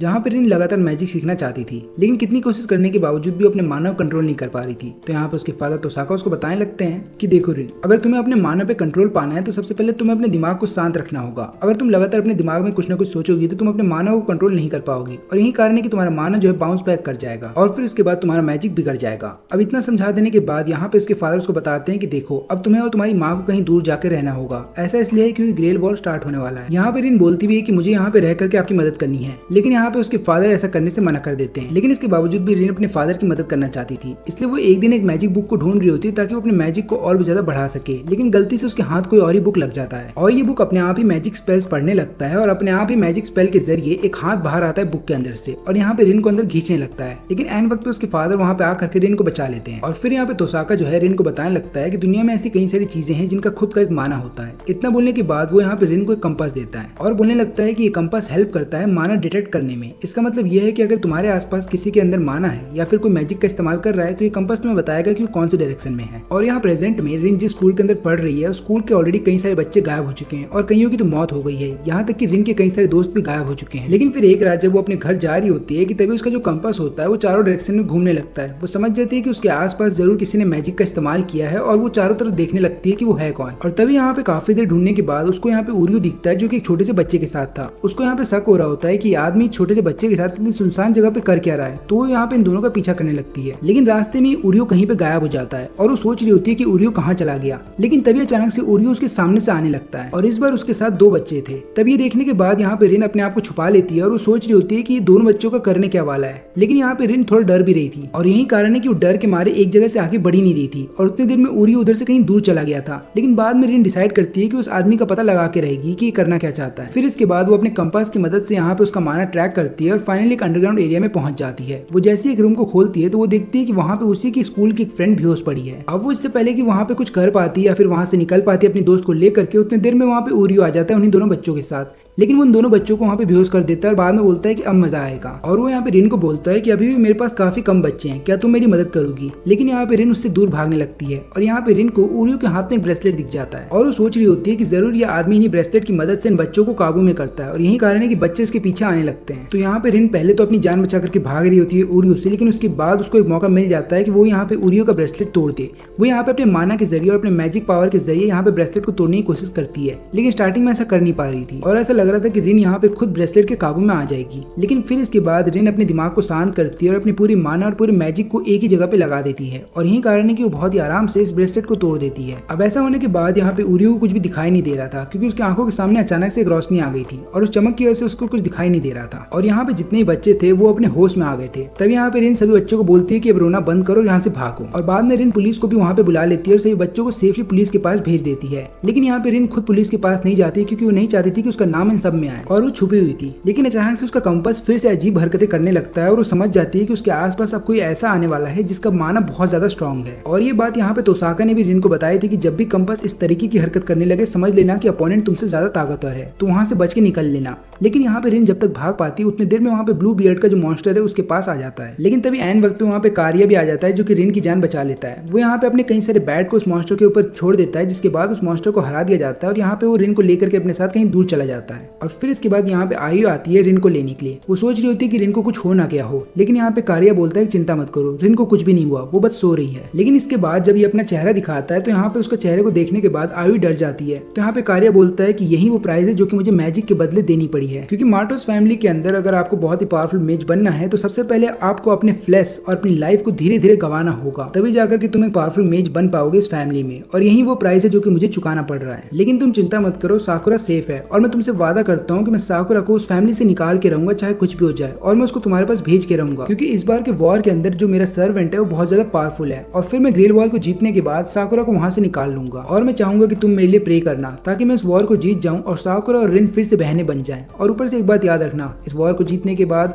हम लोग वापस से इस पार्क के अंदर आएंगे और पहले की तरह ही खेलेंगे, और तुम्हें अब रोना नहीं पड़ेगा साकुरा के लिए। इतना बोलने के बाद कारिया उधर से चला जाता है। लेकिन यहाँ पे आयु का ये सवाल होता है कि क्या तुम इस वॉर को जीतने के लिए मेरे पति को भी मार दोगे? लेकिन कारिया उधर से तब तक चला जा चुका था, इसलिए यहाँ पे कारिया कोई जवाब नहीं देता। अब इतनी देर में यहाँ पे रिन को भी होश आ जाता है और वो अपनी माँ को बोलती है कि मुझे माफ कर देना। लेकिन यहाँ पे असैसिन इनके ऊपर नजर रख रहा था और वो कीरी को सारी बात बता देता है। वो बोलता भी है कि क्या आप चाहोगे कि यहाँ पे रिन को और उसकी माँ को हम लोग मार दें या फिर उसको छोड़ दें? लेकिन यहाँ पे कीरी बोलता है कि अभी फिलहाल के लिए उन लोगों को छोड़ दो, मैं चाहूंगा कि तुम नजर रखो बजरगर के मास्टर के ऊपर। और इधर पे आयरी जब अपने मेंशन में घूम रही होती है कि तभी अचानक से उसको एहसास होता है कि कोई तो है जो बैरियर के अंदर आ गया है। और यहाँ पे सेबर बोलती है कि ये कोई और नहीं बल्कि स्कैंडर है। लेकिन यहाँ पे इन दोनों को ऐसा लगता है कि स्कैंडर ने वेट किया है किरित्सुगु के इधर से जाने का, इसलिए उसने सामने से अटैक करने का फैसला किया है। और यहाँ पे फिर सेबर अपने आर्मर को पहन लेती है। लेकिन जब वो दोनों यहाँ पे स्कैंडर के सामने आते हैं तो यहाँ पे वो दोनों देख करके हैरान थे कि स्कैंडर तो नॉर्मल यूनिफॉर्म में आया है। स्कैंडर बोलता है कि मैं तो देखना चाहता था कि तुम कहाँ पे रहती हो, और ऊपर से तुमने ये आर्मर क्यों पहना है? मेरी तरह तुम नॉर्मल यूनिफॉर्म भी पहन सकती हो, चलो वो पहन करके आओ। लेकिन यहाँ पे सेबर बोलती है कि तुम यहाँ पे आए किस लिए हो? तो यहाँ पे स्कैंडर बोलता है कि मैं तो बस इतना चाहता हूँ कि हम दोनों मिल करके इस वाइन को पिए। फिर उसके बाद जब ये दोनों वाइन पीने लगते हैं तो यहाँ पे वो बोलने लगता है कि तुम्हें तो पता ही है ना कि ये जो वॉर है यानी कि ग्रेल वॉर किसी एक ही को चुनेगी जो कि उसके वर्दी होगा और उसी की ख्वाहिश पूरी होगी। लेकिन क्या हो अगर हम आपस में डिसाइड कर ले कि इस वॉर के वर्दी कौन है और उसी को इस वॉर को जीतने दे, तो हो सकता है हमें आपस में खून बहाना ना पड़े। और ऊपर से हम जितने भी हीरोइक स्पिरिट हैं या फिर जिन्हें सर्वेंट बोल लो, अगर वो लोग आपस में डिसाइड कर ले कि किसका रैंक ज्यादा बड़ा है और वो लोग आपस में डिसाइड ये भी कर पाए कि कौन कितना ज्यादा पावरफुल है, तब तो हो सकता है हम इस वॉर को आराम से खत्म कर सकते हैं, क्योंकि हमें आपस में लड़ना नहीं पड़ेगा और यहाँ पे सर्वेंट डिसाइड कर लेंगे कि कौन कितना ज्यादा बड़ा है। तो यहाँ पे सेबर बोलने लगती है कि इसका मतलब तुम यहाँ पे आए हो अपने रैंक को मेरे से कंपेयर करने, और स्कैंडर बोलता है कि हाँ, क्योंकि हम दोनों ही अपने आप को किंग मानते हैं, तो यही फैसला करना पड़ेगा कि हम दोनों में से बड़ा कौन है। और जब इस चीज का फैसला हो जाएगा कि हम दोनों में से असली राजा कौन है यानी कि किंग कौन है, तब उसके बाद हो सकता है वो ग्रेल वॉर भी वही जीतेगा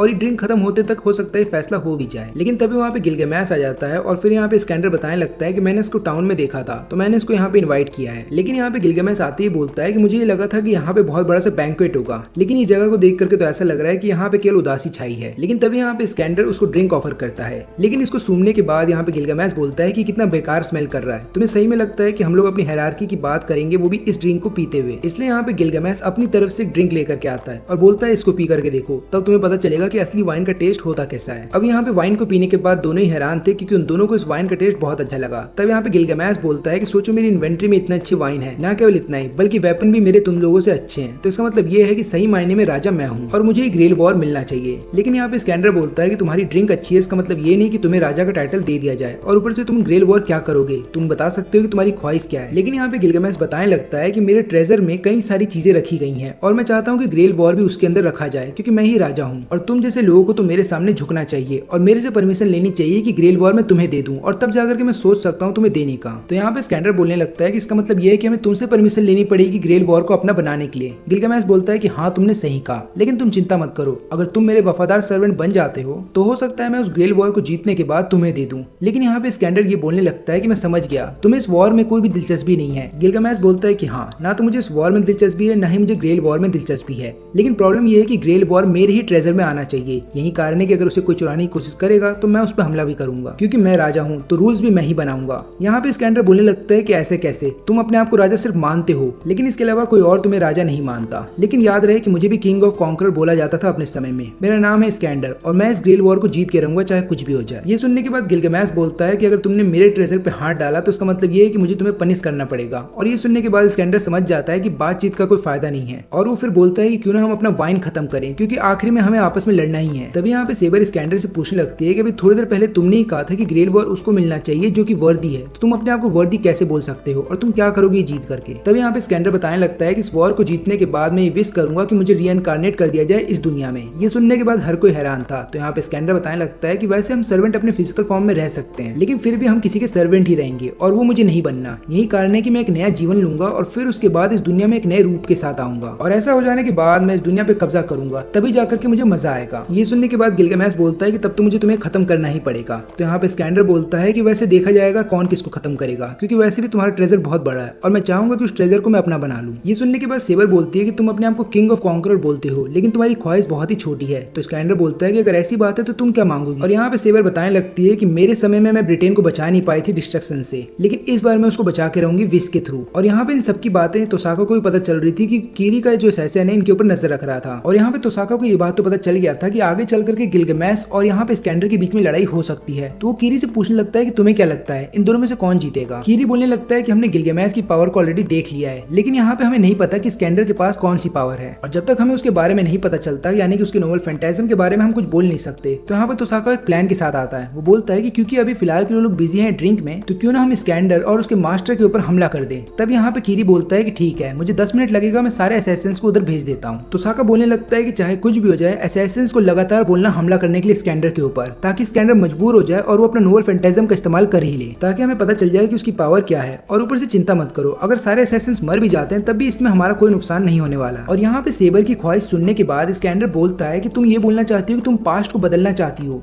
ऐसा इसलिए क्योंकि तुम उस समय ब्रिटेन को नहीं बचा पाई थी। और तुम्हारी बातों से तो ये लग रहा है कि उस समय ब्रिटेन की कमांड तुम्हारे पास थी और तुम्हारे कमांड में रहते हुए भी तुम ब्रिटेन को नहीं बचा पाई थी। और यहाँ पे सेबर बोलने लगती है कि हाँ तुमने सही कहा। और ये सुनने के बाद यहाँ पे गिलगामेश हंसने लगता है और बोलता है कि तुम अपने आप को किंग बोलती हो, मुझे तो समझ में नहीं आ रहा कि तुम्हारी ख्वाहिश सबसे ज्यादा बेकार है या फिर स्कैंडर की। और फिर यहाँ पे स्कैंडर सेबर को बोलने लगता है कि तुम उस पास्ट को बदलना चाहती हो जो कि तुम्हारी वजह से ही हुआ है। तो यहाँ पे सेबर बोलती है कि इसमें गलत क्या है, मैं अपने ब्रिटेन को बचाना चाहती हूँ क्योंकि उस समय मैं बचा नहीं पाई थी। तब यहाँ पे सेबर बोलती है कि इसमें गलत क्या है, अगर मैं विश करती हूँ अपनी कंट्री को वापस से सुधारने का या फिर उसको अच्छा करने का, तो इसमें गलत क्या बोला मैंने, क्योंकि मैं एक राजा हूँ और एक राजा का यही कर्तव्य होता है कि वो अपने लोगों और अपनी कंट्री के बारे में सोचे और चाहे कुछ भी हो जाए अपनी कंट्री को बचाए। लेकिन यहाँ पे स्कैंडर बोलता है कि तुमने गलत बोला, एक राजा को अपने आप को सैक्रिफाइस नहीं करना चाहिए अपने लोगों और अपनी कंट्री के लिए, बल्कि यहाँ पे कंट्री को और जितने भी लोग उस कंट्री में रहते हैं उन सबको अपने आप को सैक्रिफाइस करना चाहिए राजा के लिए। ये सुनने के बाद सेबर बोलती है कि तब तो वैसा राजा एक तानाशाह कहलाएगा। तो यहाँ पे स्कैंडर बोलता है कि भले वो तानाशाह कहलाए लेकिन ये सच्चाई है, और हम लोग आज हीरोइक स्पिरिट भी इसलिए कहलाते हैं क्योंकि हम लोग भी तानाशाह थे। और याद रखना, एक राजा जो कि अपने ही डिसीजन पे शक करे या फिर उस डिसीजन की वजह से कोई भी बहुत गलत काम अगर हो गया हो और लगातार उसी के बारे में अगर वो राजा सोच रहा है तो वो राजा गधा है। तब यहाँ पे सेबर बोलती है कि स्कैंडर तुम्हें ये बात तो अच्छे से पता है ना कि तुम्हारे डिसीजन की वजह से तुम्हारा जो पूरा खानदान था वो खत्म हो गया, और ऊपर से तुम्हारा जो रीजन था जहाँ पे तुम राज किया करते थे वो 3 हिस्सों में बढ़ गया, और तुम्हें क्या कोई रिग्रेट नहीं है कि तुम्हारे इस डिसीजन की वजह से कितना कुछ बदल गया। तो यहाँ पे स्कैंडर बोलता है कि नहीं, क्योंकि अगर वो डिसीजन मेरा खुद का था और उसकी वजह से भले ही चाहे कुछ भी हो, मेरे साथ सही हो या मेरे साथ गलत हो, मैं उसके ऊपर रिग्रेट नहीं करता।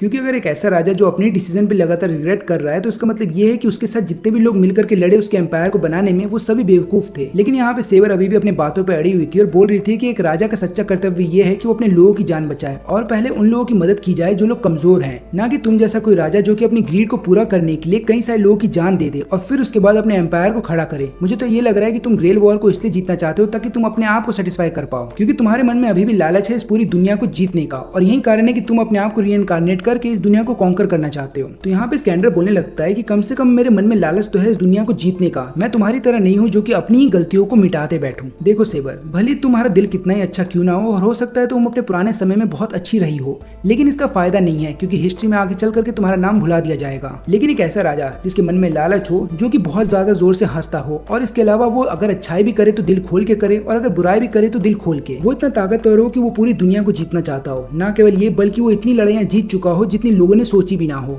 ऐसे ही राजा आगे चल करके लोगों के मन में जगह बनाते हैं और इन्हीं राजाओं के लिए लोग अपनी जान भी देते हैं, और इसके अलावा उनका राज्य समाप्त हो जाने के बावजूद भी उनका आज भी नाम लिया जाता है। और इसके अलावा सेबर, तुम मुझे लालची बोलती हो लेकिन तुम भी लालची हो और तुम्हारे मन में ये लालच है कि तुम्हें हर किसी को बचाना है, लेकिन सवाल यही है कि तुम उन्हें कब तक बचा पाओगी। और इसका जवाब मैं तुम्हें देता हूँ, तुम उन्हें एक ही बार बचा सकती हो क्योंकि बार बार बचाने के लिए तुम वहाँ नहीं होगी और उनकी मौत की जिम्मेदार भी तुम होगी। ऐसा इसलिए है क्योंकि तुमने उन्हें कभी रियल प्रॉब्लम को फेस करने ही नहीं दिया, ना तुमने कभी उन्हें लड़ने दिया, और यही कारण है कि तुम्हारे जाने के बाद वो बेसहारा हो गए। यही कारण है कि मैं तुम्हें एक सच्चा राजा नहीं मानता। एक सच्चा राजा वही होता है जो कि अपने लोगों को लड़ना सिखाए, ना कि हर बार खुद जाकर के उनके बदले लड़े। इसलिए मुझे ऐसा लगता है कि तुम एक छोटी सी बच्ची हो जिसके दिमाग में ये छप गया है कि एक राजा वो होता है जो कि खुद को सर्व ना करके दूसरों को सर्व करे, लेकिन ये गलत इमेज है क्योंकि एक राजा को सबसे पहले खुद को सेटिस्फाई करना चाहिए और उसको वो काम करना चाहिए जो उसको पसंद हो, ना कि लोगों को। और ये सुनने के बाद अब जाकर के यहाँ पे सेबर को वो दिन याद आ रहा होता है जब वो अपने ही सामने कई सारे लोगों को मरते हुए देख लेती है। लेकिन तभी अचानक से यहाँ पे इनकी बातों को रोक दिया जाता है क्योंकि यहाँ पे कई सारे असैसिन्स आ जाते हैं। फिर यहाँ पे स्कैंडर गिलगामेश को बोलने लगता है कि तुमने इनको यहाँ पे बुलाया है। गिलगामेश बोलता है कि नहीं, लेकिन यहाँ पे गिलगामेश समझ जाता है कि इन सभी असैसिन्स को यहाँ पे तोसाका ने भेजा है। लेकिन फिर यहाँ पे स्कैंडर जो है सभी असैसिन्स को बोलता है कि अगर तुम हमसे बात करना चाहते हो और ये डिसाइड करना चाहते हो कि हम तीनों में से सही राजा कौन है तो एक काम करो, हमारे साथ आओ और ड्रिंक करो। लेकिन यहाँ पे असैसिन ऐसा नहीं चाहते थे। तब यहाँ पे स्कैंडर समझ जाता है कि अब उसे लड़ाई लड़नी ही पड़ेगी और फिर इसके बाद वो अपनी पावर को धीरे धीरे बढ़ा रहा होता है। होता है। वो यहाँ पे गिलगामेश और सेबर से एक सवाल भी पूछता है कि क्या राजा को हमेशा अकेले चलना चाहिए, और इसके जवाब में सेबर बोलती है कि एक राजा हमेशा अकेले ही रहता है। तभी यहाँ पे स्कैंडर बोलता है कि ठीक है, फिर मैं तुम्हें दिखाता हूँ कि असली राजा किसे बोलते हैं। अब इतना बोलने के बाद यहाँ पे स्कैंडर इन सबको ले आता है एक ऐसी जगह पे जहाँ पे चारों तरफ बस रेत है, और ये देखने के बाद यहाँ पे आयरी बोलती है कि कैसे हो सकता है, क्योंकि स्कैंडर उनको किसी नई जगह पे नहीं लेकर आया है, बल्कि उसने रियलिटी को बदल दिया है, यानी कि सब लोग अभी भी उसी मैंसन में हैं। लेकिन यहाँ पे स्कैंडर ने अपने मैजिक पावर के जरिए उस जगह को इतना ज्यादा बदल दिया है कि आपको सही में लगेगा कि आप लोग एक नई जगह पे आ चुके हैं। और इतना करने के बाद यहाँ पे स्कैंडर बोलता है कि अब वक्त है मुझे मेरी आर्मी बुलाने का। इसके बाद वो उस आर्मी को बुला करके लेकर आता है जो उसके साथ पहले समय में लड़ा करते थे, और स्कैंडर बताने लगता है कि सब मेरे दिल में आज भी जिंदा है। इतना बोलने के बाद उसकी पूरी आर्मी वहाँ पे आ जाती है, और फिर हमें पता चलता है कि ये स्कैंडर का नोवल फैंटाज्म है, यानी कि वो अपनी मैजिक पावर के जरिए रियलिटी को बदल सकता है और एक ऐसा जगह क्रिएट कर सकता है जहाँ पे उसकी पूरी आर्मी आराम से लड़ सकती है दुश्मनों से। और इसके अलावा स्कैंडर की आर्मी में जितने भी लोग हैं वो सारे हीरोइक स्पिरिट हैं, लेकिन वो सब भी सर्वेंट है स्कैंडर के। और फिर यहाँ पे स्कैंडर अपने घोड़े पे बैठ जाने के बाद बोलता है कि एक असली राजा वही होता है जो कि अपने लोगों को दिशा दिखाए, और एक असली राजा कभी भी अकेला नहीं होता, क्योंकि वो उन लोगों के साथ होता है जिन लोगों को उसके ऊपर भरोसा है। इसके बाद वो अपनी आर्मी को यहाँ पे आदेश देता है कि सभी असैसिन्स को खत्म कर दो। अब इतनी बड़ी आर्मी को अपने सामने देखने के बाद यहाँ पे असैसिन्स भाग रहे होते हैं, लेकिन यहाँ पे स्कैंडर और उसकी आर्मी उनको भागने नहीं देते, और यहाँ पे हर एक असैसिन को खत्म कर दिया जाता है। लेकिन इसके बाद यहाँ पे स्कैंडर बोलता है कि मेरे को मजा नहीं आया, क्योंकि मुझे लगा था ये बैटल थोड़ा लंबा चलेगा, लेकिन वो चल नहीं पाया, और अब हमारे बीच में जितनी बातचीत होनी थी वो हो गई, चलो अब मैं यहाँ से चलता हूँ। लेकिन यहाँ पे सेबर बोलती है कि रुको, अभी मुझे तुमसे बात करना है। लेकिन यहाँ पे स्कैंडर बोलता है कि मैं तुमसे बात नहीं करना चाहता, क्योंकि तुमने जो अपना टाइटल है किंग का वो खो दिया है, और मुझे ऐसा लगता है कि तुम्हें अपने सपने से जाग जाना चाहिए। लेकिन अगर तुमने ऐसा नहीं किया तो याद रखना कि तुम्हारे पास जो ये प्राइड है ना कि तुम एक हीरोइक स्पिरिट हो, ये प्राइड भी तुम्हारे पास से चला जाएगा। और अगर तुम इस वॉर को जीत भी जाती हो तो ग्रेल वॉर का सही से इस्तेमाल करना, ना कि अपनी ही गलतियों को मिटाने के लिए। और इतना बोलने के बाद इधर से स्कैंडर भी चला जाता है, और इधर पे गिलगामेश भी सेबर के ऊपर हंसता है, और बाद में वो भी वहां से चला जाता है। यहाँ पे आयरी सेबर से पूछती है कि तुम ठीक तो हो? तो यहाँ पे सेबर बताने लगती है कि मुझे ऐसा लगता है कि मेरे राज्य में जितने नाइट्स थे वो भी मेरे बारे में यही सोचते होंगे, लेकिन उन्होंने कभी मेरे से कुछ बोला नहीं। अब यहाँ पे तोसाका और कीरी दोनों को ही पता चल जाता है कि स्कैंडर का जो नोवल फैंटाज्म है वो कितना ज्यादा पावरफुल है, और यहाँ पे तोसाका बोल भी रहा होता है कि वो हो सकता है गिलगामेश जितना स्ट्रांग हो, इसलिए अगर हम स्कैंडर के ऊपर हमला करते हैं बिना किसी प्लान के तो हो सकता है हम हार जाएं। लेकिन लगता है कि अब प्लान के सेकंड स्टेज का वक्त आ गया है, तो अब तक जितने भी इन्फॉर्मेशन तुम्हारे असैसिन्स ने इकट्ठा की है हम उन्हीं की मदद से सभी सर्वेंट्स को हराएंगे। और स्टार्टिंग में गिलगामेश उन सर्वेंट्स को खत्म करेगा जो कि उससे भी ज्यादा वीक हैं, और फिर आगे चल करके स्कैंडर के ऊपर भी हमला करके उसे हराना होगा। और यहाँ पे माया फोन के ऊपर बता देती है किरीत्सुगु को कि जितने भी असैसिन्स थे उन सबने मिल करके स्कैंडर के ऊपर हमला किया है, और मुझे ऐसा लगता है कि सारे असैसिन्स सब खत्म हो गए। लेकिन यहाँ पे किरीत्सुगु पूछने लगता है कि हमारे नए बेस का क्या हुआ, और माया बताती है कि वो नया बेस तैयार है, मैं कल ही सेबर को और मैडम को वहाँ पे ले जाऊंगी। लेकिन यहाँ पे किरीत्सुगु की हर किसी पे नजर है, वो यहाँ पे सोच भी रहा होता है कि तोसाका के ऊपर हमला किया गया था एक असैसिन के द्वारा, लेकिन उसके बावजूद भी वो अपने घर को छोड़ के भागा नहीं है। और वहीं पे कारिया एक इजी टारगेट है जिसको मैं खत्म तो कर सकता हूँ, लेकिन मुझे उसकी जरूरत है, क्योंकि बजरकर इतना ज्यादा पावरफुल है कि वो चाहे तो गिलगामेश और स्कैंडर को बिजी रख सकता है। और वहीं पे मिलोन को मैंने इतना ज्यादा घायल कर दिया है कि मुझे नहीं लगता कि वो वॉर में वापस लौटेगा। मुझे तो ऐसा लगता है कि लैंसर के लिए एक नया मास्टर अब ढूंढना पड़ेगा। वहीं पे ब्लू बियर्ड के लोकेशन के बारे में अभी तक से कुछ नहीं पता चल रहा, और ऊपर से ब्लू बियर्ड लगातार इधर से उधर जा रहा है और बच्चों को किडनैप कर रहा है। और वहीं पे देखा जाए तो अगर स्कैंडर है उसकी लोकेशन लगातार बदलती रहती है, और यही कारण है कि इतना बड़ा होने के बावजूद भी उसको ट्रैक करना मुश्किल है। लेकिन उसका जो नोवल फैंटाज्म है वो हमारे लिए दिक्कत खड़ी कर सकता है। लेकिन यहाँ पे सबसे बड़ा सवाल ये है कि अगर सारे असैसिन्स खत्म हो गए तो उनका मास्टर कीरी अब करेगा क्या? क्योंकि यहाँ पे तोसाका और कीरी मिल करके काम कर रहे हैं, और कीरी का काम ये था कि वो अपने असैसिन्स के जरिए हर किसी पे नजर रखे। लेकिन अगर उसके सारे असैसिन्स खत्म हो गए तो मुझे ऐसा लगता है कि वो चर्च में ही रहेगा।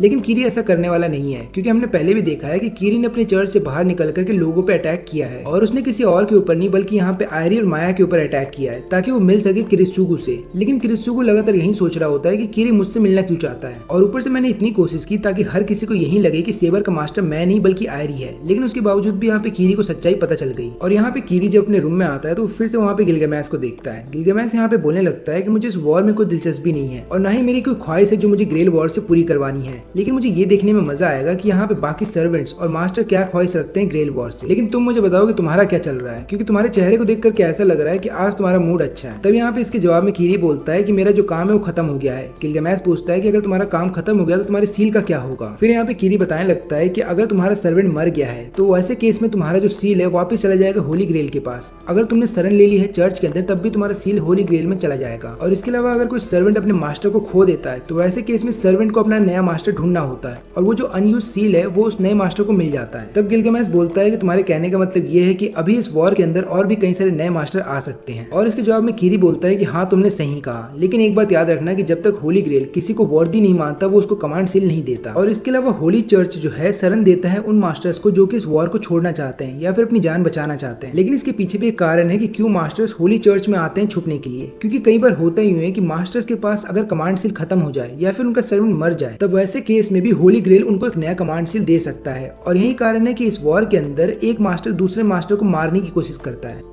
ये सुनने के बाद गिलगामेश बोलता है कि तब तो तुम्हें भी एक नया कमांड सील मिल सकता है। लेकिन यहाँ पे किरी बोलता है कि नहीं, ऐसा नहीं होगा, क्योंकि मैं स्टार्टिंग से ही तोसाका के लिए काम कर रहा था और मेरा जो पर्पस था कि हर किसी के बारे में इन्फॉर्मेशन निकालना, वो मैंने ऑलरेडी कर दिया है। तो मुझे नहीं लगता कि ग्रेल वॉर फिर से मुझे चुनेगा। और वैसे भी अब सारी इन्फॉर्मेशन तोसाका के पास है, तो जो चाहे वो कर सकता है। लेकिन यहाँ पे गिलगामेश को ऐसा लगता है कि तोसाका वर्दी नहीं है इस ग्रेल वॉर के लिए, और उसको यही लग रहा होता है कि तोसाका को शायद गलती से चुन लिया है। यहाँ पे किरी बोलता है कि तुम अपने मास्टर के लिए ऐसा कैसे बोल सकते हो। तो यहाँ पे गिलगामेश थोड़ा सा गुस्सा हो जाता है और उसको बताने लगता है कि वो मेरा मास्टर नहीं है, बल्कि वो मेरे लिए काम कर रहा है। लेकिन मैंने ये सुना है कि असैसिन्स मरने से पहले अपना सारा काम कर गए थे, और मैंने ये भी सुना है कि उन्हें पता है कि हर एक व्यक्ति ग्रेल वॉर से क्या चाहता है। किरी बोलता है कि हाँ, तुमने सही सुना, उन्होंने मेरे को एक रिपोर्ट भी भेजी थी मरने से पहले, तो वो मैं तुम्हें भेज देता हूँ। गिलगामेश बोलता है कि नहीं, मुझे वो रिपोर्ट नहीं चाहिए, बल्कि मुझे तुम्हारे मुंह से सुनना है उनकी ख्वाहिश से। और इधर पे माया आयरी और सेबर को उनके नए बेस पे ले आती है। आयरी यहाँ पे बताती है कि ये वाला जो बेस है शहर से बहुत ज्यादा दूर है और इसके बारे में ज्यादातर लोगों को पता नहीं है। यही कारण है कि किरित्सुगो ने इसको अपना नया बेस बनाया है। लेकिन यहाँ पे माया जब इन दोनों को चाबी देती है घर की, तो यहाँ पे आयरी उस चाबी को उठाती नहीं है, वो बल्कि सेबर को बोलती है कि तुम ताला खोलो। और फिर यहाँ पे सेबर को शक होने लगता है आयरी के ऊपर।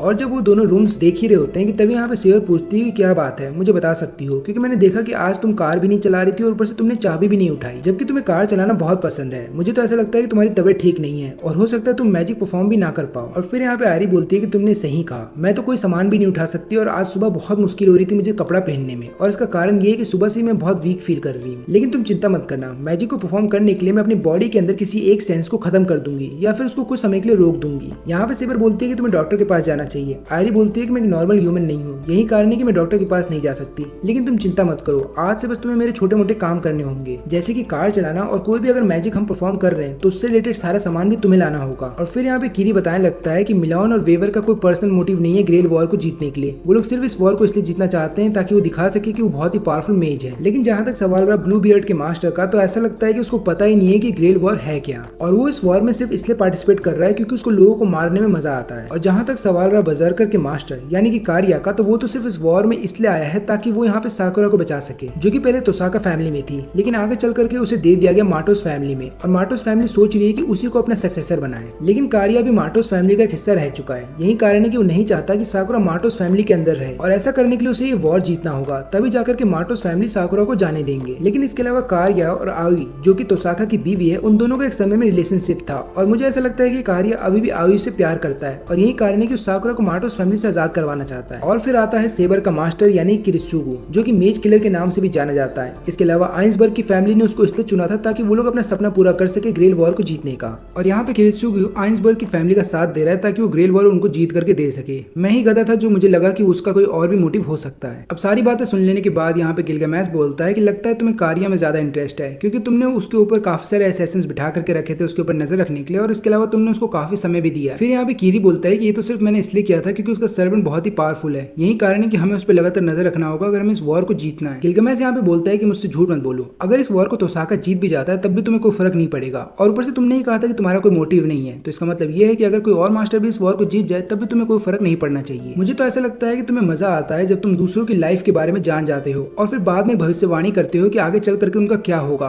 और तुम्हें इसी काम में बहुत मजा आता है क्योंकि तुम पहले से डिसाइड कर लेते हो कि वो किस डायरेक्शन में जाने वाले हैं। उनके एक्शंस की वजह से या तो उनकी मौत होगी, नहीं तो वो आगे चल के कुछ बड़ा अचीव करेंगे, और तुम्हें यही देखने में मजा आता है। और तुम्हें सबसे ज्यादा मजा तब भी आता है जब कोई आदमी अपने ही डिसीजन की वजह से धीरे धीरे मर रहा हो। लेकिन यहाँ पे कीरी बोलने लगता है कि नहीं, ऐसा कुछ भी नहीं है, और जो कारिया ने अपने लिए डिसीजन लिया है वो सबसे बेकार डिसीजन है। मुझे तो ऐसा लगता है कि अगर उसकी मौत हो जाए तो वही उसके लिए ब्लेसिंग है। लेकिन यहाँ पे गिलगामेश बोलता है कि भला तुम सच्चाई से भाग क्यों रहे हो। तब इसके जवाब में यहाँ पे कीरी गुस्सा हो जाता है और फिर बोलने लगता है कि तुम भले एक हीरो स्पिरिट हो, लेकिन तुम ईवल हो, क्योंकि तुम्हें लोगों को मारने में और उन्हें मरता हुआ देखने में मजा आता है और तुम्हें इसी में खुशी मिलती है, लेकिन एक ऐसी खुशी जिसमें कि तुम दूसरों को तकलीफ पहुंचाते हो, मैं उसको पाप समझता हूँ। और जहाँ तक सवाल रहा मेरा, तो मैं सिर्फ अपना काम करता हूँ जो मुझे बोला गया है, मुझे लोगों को तकलीफ देने में कोई मजा नहीं आता। गिलगामेश बोलता है कि मतलब तुम्हारी नजर में खुशियां पाप है, लेकिन मैं समझता हूँ कि खुशियों को कोई डिफाइन नहीं कर सकता। हर एक आदमी अपनी नजर से देखता है दुनिया को, और हर किसी की खुशियां अलग होती हैं। मुझे तो ऐसा लगता है कि तुम हम सबसे कुछ तो छुपा रहे हो, और ऐसा लग रहा है कि तुम अपने आप से भागने की कोशिश कर रहे हो, तुम अपनी ट्रू सेल्फ को बाहर नहीं आने दे रहे। अब इन लोगों की बातें चली रही होती हैं कि तभी तभी यहाँ पे कीरी के हाथ में दर्द होने लगता है और तभी उसके हाथ पे कमांड सील आ जाता है। ये देखने के बाद गिलगामेश बोलता है कि मुझे लगा ही था ये होने वाला है, लेकिन यहाँ पे कीरी को बिलीव नहीं हो रहा था। वो सोच रहा होता है कि मेरे तो सारे सर्वेंट मर गए थे और ऊपर से मैं वॉर से भी निकल गया हूँ, तो ये वापस से सील मुझे क्यों दिया गया है। गिलगामेश बोलता है कि लगता है तुम्हारे मन में कोई तो ऐसी ख्वाहिश है जो तुम पूरी करवाना चाहते हो, लेकिन इस ख्वाहिश के बारे में तुम्हें नहीं पता और यहाँ पे ग्रेल को पता है कि तुम्हारी ख्वाहिश क्या है। यही कारण है कि तुम्हें फिर से कमांड सील दे दिया गया है। कीरी बोलता है कि अगर सही में मेरे मन में कोई ख्वाहिश है तो उसके लिए सबसे पहले मुझे ग्रेल वॉर को जीतना होगा, तभी जाकर के मुझे पता चलेगा कि मेरे मन में क्या ख्वाहिश है।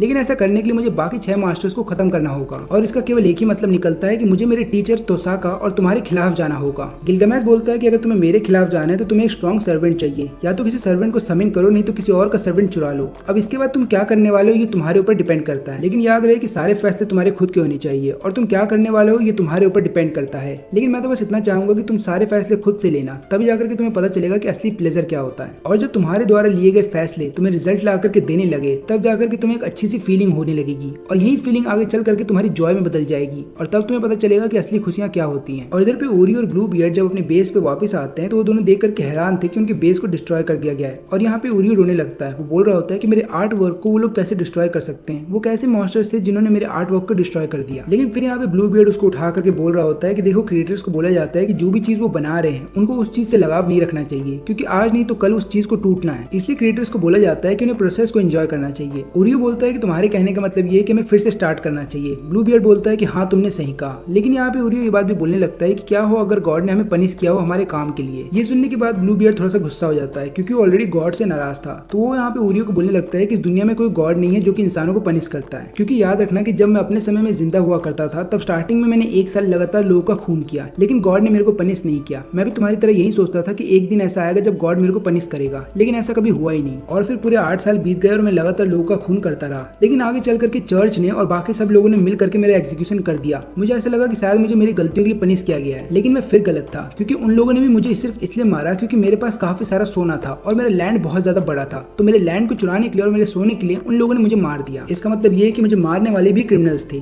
लेकिन यहाँ पे ओरियो बोलने लगता है कि तुम्हारे कहने का क्या मतलब है कि क्या इस दुनिया में कोई गॉड नहीं है। लेकिन मेरा ऐसा मानना है कि कोई तो है जो कि हम सबकी कहानी लिख रहा है, क्योंकि तुम खुद ही सोचो ना कि इतनी बड़ी दुनिया है और ये दुनिया कैसे बनी, इस दुनिया के अंदर जितनी भी चीजें हैं ये सारी कैसे आ गई, क्योंकि लोगों की टेक्नोलॉजी बहुत आगे बढ़ चुकी है। लेकिन उसके बावजूद भी आज भी कई सारी ऐसी चीजें जिनके बारे में लोग पता नहीं लगा पा रहे। इसलिए मुझे ऐसा लगता है कि गॉड हम सबको कंट्रोल करते हैं, वो हम सबको प्यार भी करते हैं, लेकिन उसके साथ ही साथ वो देखना भी चाहते हैं ह्यूमंस को मरते हुए, और उन्हें मजा भी आता है इन चीजों में। और तुम खुद सोचो ना कि अगर गॉड हमसे प्यार नहीं करते तो दुनिया इतनी रंग बिरंगी नहीं होती। ब्लू बियर्ड बोलता है कि इस तरीके से तो मैंने कभी सोचा ही नहीं, क्योंकि इस दुनिया में जहाँ लोगों का विश्वास धीरे धीरे गॉड से हटता जा रहा है, वहीं पे तुम गॉड पे और भी ज्यादा बिलीव करने लगे हो। लेकिन मुझे एक बात बताओ कि अगर मैं बुरे काम करूंगा तो क्या फिर भी गॉड मुझसे प्यार करेंगे? और इसके जवाब में यहाँ पे ओरियो बोलने लगता है कि क्यों नहीं करेंगे, बल्कि गॉड को यहाँ पे मजा आ रहा है तुम्हारे साथ कॉम्पीट करने में। और मुझे तो ऐसा लगता है कि जितना ज्यादा बुरा काम तुम करते रहोगे गॉड की नजरों में तुम उतने ही बने रहोगे। ये सुनने के बाद यहाँ पे ब्लू बियर्ड बोलने लगता है कि इसका मतलब ये है कि तुम्हारी नजरों में अगर बुरे काम करके गॉड तक पहुंचना या फिर उनकी वर्शिप करके गॉड तक पहुंचना एक ही समान है। और फिर यहाँ पे ओरियो बोलता है कि हाँ, क्योंकि इस दुनिया में संतुलन बनाने के लिए लोगों का मरना जरूरी है और गॉड खुद भी लोगों की जान लेते हैं ताकि इस दुनिया में संतुलन बना रहे। तो अगर तुम गॉड का काम कर दे रहे हो तो गॉड तुमसे प्यार ही करेंगे। अब यहाँ पे फिर ब्लू बियर्ड बोलने लगता है कि चलो ठीक है, फिर अगर ऐसी बात है तो चलो हम गॉड को दिखाते हैं कि ट्रू एंटरटेनमेंट क्या होता है। और इधर पे हम देखते हैं वेवर और स्कैंडर को। यहाँ पे वेवर स्कैंडर को अपने साथ लेकर के आता है थोड़ी देर घुमाने के लिए। फिर उसके बाद वो दोनों एक जगह पे आके रुक जाते हैं और यहाँ पे वेवर बोलता है कि मैं बुक स्टोर के अंदर जा रहा हूँ थोड़ी देर के लिए, एक काम करो तब तक तुम यहीं पे घूमते रहो, लेकिन याद रखना कि मैं तुम्हारे हाथ में कुछ पैसे भी दे रहा हूँ ताकि तुम अपने लिए कुछ खा सको और कुछ खरीद सको। और मेरी बात को ध्यान से सुनो कि तुम यहीं पे रहना और अपने दिमाग से ख्वाब निकाल दो इस दुनिया को जीतने का, क्योंकि याद रखना कि अगर मुझे कुछ भी हुआ तो इसका नुकसान तुम्हें भी होगा। अब यहाँ पे वेवर बुक स्टोर के अंदर आ जाता है और अलेक्जेंडर के बारे में पढ़ने लगता है कि अलेक्जेंडर ने किस तरीके से पूरी दुनिया को जीतने का ख्वाब देखा और लगातार एक के बाद एक कंट्री को जीतता गया। और यहाँ पे वो सोच रहा होता है कि शायद स्कैंडर भी ऐसा ही कुछ करना चाहता है। लेकिन तभी वहाँ पे स्कैंडर आ जाता है ढूंढते हुए वेवर को और बोल रहा होता है कि बुक सेल इतने बड़े हैं कि मैं तुम्हें ढूंढ ही नहीं पा रहा था क्योंकि तुम बहुत छोटे हो। तो वेवर बोलता है कि ज्यादातर नॉर्मल इंसान बुक सेल से छोटे ही होते हैं। तभी स्कैंडर बोलता है कि देखो मैंने एक वीडियो गेम खरीदा है, चलो क्यों ना हम दोनों मिल करके खेलें। तो यहाँ पे वेवर बोलता है कि नहीं, मुझे इसमें इंटरेस्ट नहीं है क्योंकि वैसे भी ये गेम बहुत बेकार होते हैं और मुझे ज्यादातर समय पढ़ना अच्छा लगता है ताकि मैं नई चीजों के बारे में सीख सकूं। तो यहाँ पे स्कैंडर बोलता है कि तुम बहुत ही अजीब हो क्योंकि तुम्हारी उम्र के बच्चे जो हैं हर चीज में एंजॉयमेंट ढूंढते हैं और उन्हें ज्यादातर खेलने में बहुत मजा आता है। लेकिन चलो देखते हैं कि तुम कौन सी बुक ढूंढ रहे थे। अच्छा, तुम मेरे बारे में पढ़ रहे थे ना इस बुक के थ्रू। तब यहाँ पे वो बोलने लगता है कि हाँ, मुझे तुम्हारे बारे में पढ़ना था। स्कैंडर बोलता है कि मेरे से क्यों नहीं पूछ लेते। तब यहाँ पे पूछने लगता है कि ठीक है, मुझे बताओ कि इस बुक के अकॉर्डिंग तुम्हारा साइज बहुत ही छोटा था, लेकिन तुम्हें सामने से देखने के बाद ऐसा लग रहा है कि तुम्हारी बॉडी तो बहुत बड़ी है। तो यहाँ पे स्कैंडर बोलता है कि लिखने वाले ने शायद मुझे अच्छे से जाना नहीं था, यही कारण है कि उसने कुछ भी लिख दिया। फिर यहाँ पे वेवर ये बोलता है कि ज्यादातर हिस्ट्री में जितने भी लोग हैं वो ज्यादातर कोशिश करते हैं कि हिस्ट्री की चीजों को सही लिखा जाए। यही कारण है कि फ्यूचर जनरेशन उसके बारे में पता कर सके और इसके अलावा वो लोग उन हिस्ट्री के महान लोगों के बारे में पढ़ सके जिन्हें वो खुद नहीं देख सकते हैं। स्कैंडर बोलता है कि हाँ, ये बात तो तुमने सही कही कि हिस्ट्री में अगर तुम्हारा नाम आ गया तो तुम एक तरीके से इमॉर्टल हो जाओगे, लेकिन इसका कोई फायदा नहीं होता क्योंकि तुम्हारे नाम के अलावा और कुछ भी आगे नहीं बढ़ने वाला। और यहाँ पे ब्लू बियर्ड जो है पानी के बीचों बीच खड़ा हो जाता है और ऊपर से ओरियो ब्रिज के ऊपर से बोलने लगता है कि कुछ ऐसा करो जिसको देखने के बाद गॉड भी हैरान हो जाए। और फिर इसके बाद ब्लू बियर्ड यहाँ पे एक मंत्र पढ़ने लगता है और इधर पे हम लोग देखते हैं कि स्कैंडर और वेवर जब घर जा रहे होते हैं तो स्कैंडर बोलने लगता है कि तुम इतने शांत क्यों हो। तो यहाँ पे वेवर बोलता है कि मुझे समझ में नहीं आ रहा कि अगर मैं इस ग्रेल वॉर को जीत भी गया तब मैं क्या करूंगा उसका, क्योंकि मुझे पता है कि तुम मेरे सर्वेंट हो और तुम बहुत ज्यादा स्ट्रांग हो, लेकिन ग्रेल वॉर को जीतने के बावजूद भी मुझे समझ में नहीं आ रहा कि मैं क्या करूंगा। इससे अच्छा तो मेरे को एक असैसिन मिल जाता है एज ए सर्वेंट। तो यहाँ पे स्कैंडर बोलता है कि अगर असैसिन तुम्हारे सर्वेंट होते तो अब तक तुम मर चुके होते। वेवर बोलता है कि मुझे ये चीज भी चलता, एटलीस्ट वो बैटल मेरी खुद की होती, लेकिन मुझे ऐसा लग रहा है कि मैं बस तुम्हारी मदद कर रहा हूँ ताकि तुम इस होली ग्रेल वॉर को जीत जाओ। तो यहाँ पे स्कैंडर बोलता है कि देखो, तुम्हारी ख्वाहिश सुनने के बाद मुझे लगा कि मुझे तुम्हारे ऑर्डर नहीं मानने चाहिए, लेकिन अगर तुम्हारी ख्वाहिश को सुनने के बाद मुझे ऐसा लगता है कि तुम्हारी ख्वाहिश बहुत ज्यादा यूनिक है या फिर मेरे से भी ज्यादा अच्छी है तो मैं वादा करता हूँ कि मैं तुम्हारा साथ ही देता और तुम जैसा बोलते मैं वैसा करता। लेकिन चिंता मत करो, इस ग्रेल वॉर के अलावा भी दुनिया में कई सारे ऐसे बैटल हैं जो एक दिन तुम्हें खुद ही लड़ने होंगे और तब तुम पीछे नहीं हट सकते। लेकिन फिर यहाँ पे वेवर बोलता है कि मुझे ऐसा लगता है कि तुम समझते हो मैं कमजोर हूँ और तुम्हारे साथ अगर कोई और मास्टर होता तो अब तक तुम इस वॉर को जीत गए होते। और स्कैंडर बोलता है कि हाँ, तुमने ये बात तो सही बोली। लेकिन फिर इसके बाद स्कैंडर उसे बुक खोल करके दिखाता है कि देखो, ये दुनिया बहुत ही बड़ी है और इस दुनिया में इतनी बड़ी होने के बावजूद भी तुम्हारा साइज भले छोटा हो या बड़ा हो इससे कोई फर्क नहीं पड़ता, भले तुम कमजोर हो या ताकतवर हो इससे भी फर्क नहीं पड़ता। बस फर्क इस बात से पड़ता है कि तुम लगातार लड़ते रहो, क्योंकि आखिरी में बैटल में वही टिकता है जो लगातार लड़ता है। और जहाँ तक हमारी जोड़ी के सवाल है तो हमारी जोड़ी बहुत ही सही है। तुम भले कमजोर हो लेकिन मैं तो स्ट्रांग हूँ ना, हम दोनों मिलकर के बहुत कुछ कर सकते हैं। वेवर बोलने लगता है कि इसका मतलब ये है कि भले मैं कितना ही कमजोर क्यों ना हूँ लेकिन तुम्हें फर्क नहीं पड़ता कि मैं तुम्हारा मास्टर हूँ। स्कैंडर बोलता है कि तुम ये सारी बातें सोचते कहाँ से हो। देखो बच्चे, तुम भी मेरी तरह हो, तुम्हारे मन में भी है कि दुनिया को कॉन्कर करना है और दुनिया के सामने अपनी ताकत दिखाना है। भले तुम कमजोर क्यों ना हो लेकिन तुम लगातार इसकी कोशिश करते रहते हो। और यही कारण है कि अगर तुम भी मेरे मास्टर हो तो मुझे कोई फर्क नहीं पड़ता, बल्कि मैं तो खुश हूँ कि तुम मेरे मास्टर हो, क्योंकि तुम मुझे वो करने देते हो जो मैं करना चाहता हूँ। और तुम्हारे इस समय में कई सारे लोग हैं जिनके अलग अलग गोल होते हैं और वो गोल बहुत ही छोटे और बड़े भी हो सकते हैं। लोग उन्हें बहुत जल्दी अचीव भी कर लेते हैं तो कईयों को बहुत टाइम लगता है, लेकिन मेरे समय में सबका गोल केवल एक ही था, इस पूरी दुनिया को जीतना। और मेरा भी सपना था कि जब मैं पूरी दुनिया को जीत जाऊंगा तो मैं ओकेन जाऊंगा, लेकिन मैं कभी वहां पे जा ही नहीं पाया और उससे पहले ही मेरी मौत हो गई। लेकिन फिर भी मेरा सपना है कि मैं एक दिन वहां तक चले जाऊं। अभी दोनों आपस में बात कर ही रहे होते हैं कि तभी इन्हें एनर्जी का एहसास हो जाता है। और यहाँ पे क्योंकि ब्लू बियर्ड जो है रिवर के बीचों बीच अपना मैजिक स्पेल पढ़ रहा होता है तो यहाँ पे ना केवल स्कैंडर को बल्कि यहाँ पे लैंसर को भी पता चल जाता है कि ब्लू बियर्ड कहाँ पे है। और वो बता रहा होता है सोफिया को कि वो रिवर के ऊपर कुछ तो कर रहा है। तो यहाँ पे सोफिया बोलती है कि यही हमारे पास मौका है उसको खत्म करने का। लेकिन यहाँ पे सोफिया के मन में ये बात भी चल रही होती है कि उसे कैसे भी करके ब्लू बियर्ड को खत्म करवाना होगा लैंसर के थ्रू, तभी जाकर के उसे कमांड सील मिलेगा। लेकिन यहाँ पे लैंसर अकेले ही जाना चाहता था ब्लू बियर्ड से लड़ने के लिए। सोफिया मना करती है और बोलती है कि मैं तुम्हारी मास्टर हूँ तो मैं तुम्हारे आसपास ही रहना चाहती हूँ। लैंसर लेकिन इसके लिए मना कर देता है और बोलता है कि अगर आप मेरे आसपास रहोगी तो हो सकता है आपके ऊपर भी हमला हो जाए और ऐसा होने के बाद मैं ब्लू बियर्ड के ऊपर नजर नहीं रख पाऊंगा। तो यहाँ पे सोफिया बोलती है कि ठीक है, तुम्हें जैसा ठीक लगे वैसा करो। फिर इसके बाद लैंसर इधर से चला जाता है और यहाँ पे हम देखते हैं कि सेबर जो है आयरी के साथ उसी रिवर के पास आ जाती है। और यहाँ पे आने के बाद वो बोलती है कि ब्लू बियर्ड का जो मान है वो मुझे फील हो रहा है, ऐसा लग रहा है कि ब्लू बियर्ड कोई बहुत ही पावरफुल मैजिक स्पेल को पढ़ रहा है। लेकिन फिर इसके बाद ब्लू बियर्ड यहाँ पे सेबर को देख लेता है और बोलता है कि तुम्हारा स्वागत है। फिर उसके बाद हम देखते हैं कि पानी के अंदर से एक बहुत बड़ा सा मॉन्स्टर निकल रहा होता है और वो यहाँ पे धीरे धीरे ब्लू बियर्ड को खा जाता है। लेकिन इतने बड़े मॉन्स्टर को देखने के बाद अपने सामने ये दोनों भी हैरान थे। तभी वहाँ पे आ जाता है स्कैंडर वेवर के साथ और फिर यहाँ पे स्कैंडर बोलने लगता है कि देखो अभी फिलहाल के लिए हमें आपस में नहीं लड़ना चाहिए, अभी फिलहाल के लिए हमारा मेन मोटिव यही है कि हमें कैसे भी करके ब्लू बियर्ड को खत्म करना होगा। और रास्ते में मैंने लैंसर से बात की है तो वो भी हमारी मदद करने के लिए यहाँ पे आने वाला है। फिर यहाँ पे वेवर जो है आयरी से पूछने लगता है कि तुम्हें क्या लगता है हम इसको कैसे खत्म कर सकते हैं। फिर यहाँ पे आयरी बोलने लगती है कि अभी फिलहाल के लिए ब्लू बियर्ड इस बड़े से मॉन्स्टर के अंदर है और इस मॉन्स्टर को जो मान है वो ब्लू बियर्ड से मिल रहा है,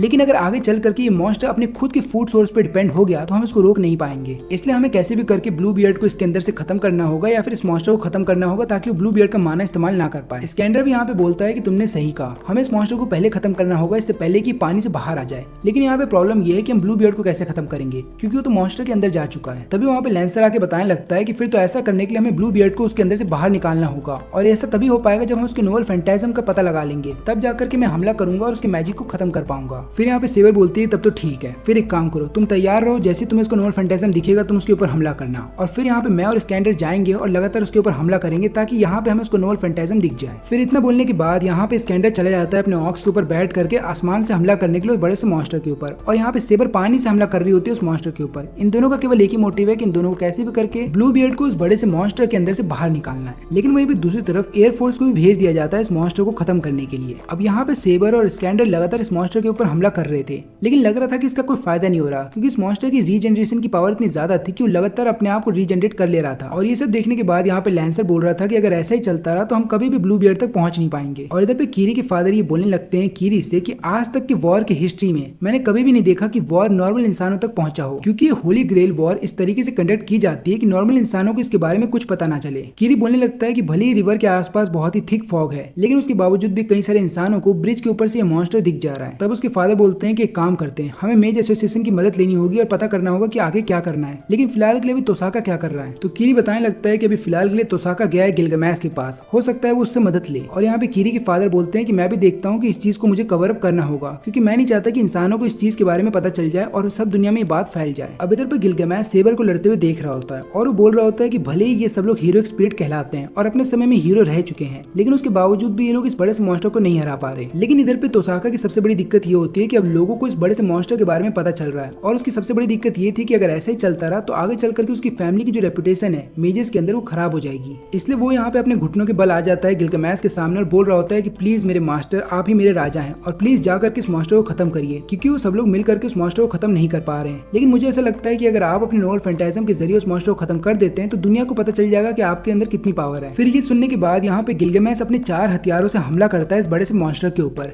लेकिन उसके बावजूद भी इस मॉन्स्टर को कुछ नहीं होता और ये अपने आप को फिर से रीजनरेट कर लेता है। लेकिन फिर यहाँ पे गिलगामेश बोलता है कि इस मॉन्स्टर के ऊपर मैं अपने और हथियार वेस्ट नहीं करूंगा, हमें यहाँ से चलना चाहिए। लेकिन यहाँ पे तोसाका उसको लगातार मना रहा होता है कि प्लीज आप अपने बड़े वाले हथियार का इस्तेमाल करिए और इस मॉन्स्टर को एक ही बार में खत्म करिए। लेकिन यहाँ पे गिलगामेश चिल्लाते हुए बोलता है कि मैं उस हथियार का इस्तेमाल इस बड़े से मॉन्स्टर के ऊपर नहीं करूंगा, और क्या तुम मेरी बात नहीं मानने वाले। लेकिन यहाँ पे फिर तोसाका उसके सामने झुक जाता है और बोलता है कि नहीं, आप जैसा बोलेंगे वैसा ही होगा। तोसाका यहाँ पे सोचता है कि उसको अपना कमांड सील इस्तेमाल कर लेना चाहिए, लेकिन फिर वो ये सोच रहा होता है कि अगर वो ऐसा कर लेता है तो उसके और गिलगामेश के बीच में जो रिलेशन है वो खराब हो जाएगा। लेकिन यहाँ से तोसाका जाना भी नहीं चाहता था। ऐसा इसलिए था क्योंकि तोसाका ने भी अपना एक कमांड सील वेस्ट कर लिया है और वो भी चाहता था कि गिलगामेश इस बड़े से मॉन्स्टर को खत्म कर दे ताकि उसके पास एक कमांड सील आ जाए। लेकिन तभी एन वक्त पे दोनों एयरक्राफ्ट वहाँ पे आ जाते हैं, लेकिन उन दोनों को ही दूर से कुछ भी दिखाई नहीं दे रहा था, ना तो ढंग से मॉन्स्टर दिखाई दे रहा था और ना ही उन्हें गिलगामेश दिखाई दे रहा था। उन्हें बस आसमान में कुछ चीज उड़ती हुई दिखाई दे रही थी। तभी एक पायलट बोलता है कि मैं पास से देखना चाहता हूँ कि वो सही में मॉन्स्टर है या फिर कुछ और ही। लेकिन जैसे वो पास जाता है तभी वो मॉन्स्टर उसके ऊपर हमला कर देता है और बाद में ये मॉन्स्टर उस पायलट को भागने नहीं देता और खा लेता है। ये चीज देखने के बाद तो यहाँ पे वेवर भी डर जाता है और सेबर भी सोच रही होती है कि कैसा मॉन्स्टर है। अब यहाँ पे जब पायलट से पूछा जाता है कि तुम्हें वहाँ पे क्या दिख रहा है, तो वो बोलता है कि आंखें दिख रही हैं, इस मॉन्स्टर की कई सारी आंखें हैं। और फिर इसके बाद वो बोलता है कि लगता है ये मॉन्स्टर मुझे भी खाना चाहता है, लेकिन इससे पहले होगा मैं इसको खत्म कर दूंगा और यहाँ पे मैं अपने साथी का भी बदला लेना चाहता हूँ। अब इतना बोलने के बाद ये जा रहा होता है मॉन्स्टर की तरफ हमला करने के लिए, लेकिन तभी इसके एयरक्राफ्ट पे यहाँ पे बजरकर आ जाता है और बजरकर को देखने के बाद सभी लोग सोच रहे होते हैं कि अब ये यहाँ पे क्या कर रहा है। लेकिन फिर यहाँ पे बजरकर अपने कई सारे टेंटिकल्स को फैला देता है एयरक्राफ्ट के ऊपर और उसको कंट्रोल करने लगता है। और यहाँ पे तोसाका गिलगामेश को बोलने लगता है कि मैं जा रहा हूँ बजरकर के मास्टर से बात करने के लिए, और गिलगामेश बोलता है कि ठीक है तुम चले जाओ, मैं भी देखता हूँ कि यहाँ पे बजरकर क्या करने वाला है। और वहीं पे दूसरी तरफ कीरी और किरित्सुगु दोनों ही बढ़ रहे होते हैं मॉन्स्टर की तरफ। लेकिन यहाँ पे बजरकर मॉन्स्टर के ऊपर हमला नहीं करता, वो तो बल्कि यहाँ पे गिलगामेश के ऊपर हमला करने के लिए आया है और फिर बाद में वो गिलगामेश के एयरक्राफ्ट पे हमला कर भी देता है। लेकिन यहाँ पे गिलगामेश लगातार अपने सभी हथियारों से उसके ऊपर हमला कर देता है, लेकिन यहाँ पे बजरकर उसके हथियारों से बच जाता है और फिर उसके बाद वो यहाँ पे गिलगामेश के ऊपर 2 मिसाइल छोड़ देता है और गिलगामेश अपने आप को बचाने के लिए अपनी एयरक्राफ्ट को इधर से उधर भगा रहा होता है। वो लगातार मिसाइलों को डॉज कर रहा होता है, लेकिन आखिरी में वो अपने हथियार से दोनों मिसाइलों को तबाह कर देता है। लेकिन अभी भी बजरकर उसके लगातार पीछे ही था। और इधर पे जब तोसाका आता है कारिया से मिलने के लिए तो बोलता है कि तुम यहाँ पे क्या कर रहे हो और तुम्हें कब से इंटरेस्ट हो गया ग्रेल वॉर के अंदर, मैंने तो सुना था कि तुमने मेजेस की दुनिया छोड़ दी है। कारिया बोलने लगता है कि मेरा छोड़ो, पहले ये बताओ कि तुमने मार्टोस फैमिली को अपनी ही बेटी साकुरा को क्यों दे दिया। तब यहाँ पे तोसाका बताने लगता है कि ऐसा मैंने इसलिए किया ताकि मैं अपनी बेटी को एक अच्छा फ्यूचर दे सकूं, क्योंकि जितने भी मेजेस हैं जिनके पास 2 बच्चे हैं उन्हें अपने केवल एक ही बच्चे को अपनी फैमिली के सीक्रेट शेयर करने होते हैं और केवल एक ही बच्चा होता है जो कि फैमिली की लेगेसी को आगे बढ़ाता है। और ऊपर से मेरी दोनों ही बेटी के अंदर एक जैसा पोटेंशियल है, यही कारण है कि दोनों की पावर सेम है। लेकिन मेजेस एसोसिएशन इस चीज को मानेंगे नहीं और वो लोग बोलेंगे कि केवल एक ही बच्चे को आगे बढ़ाओ।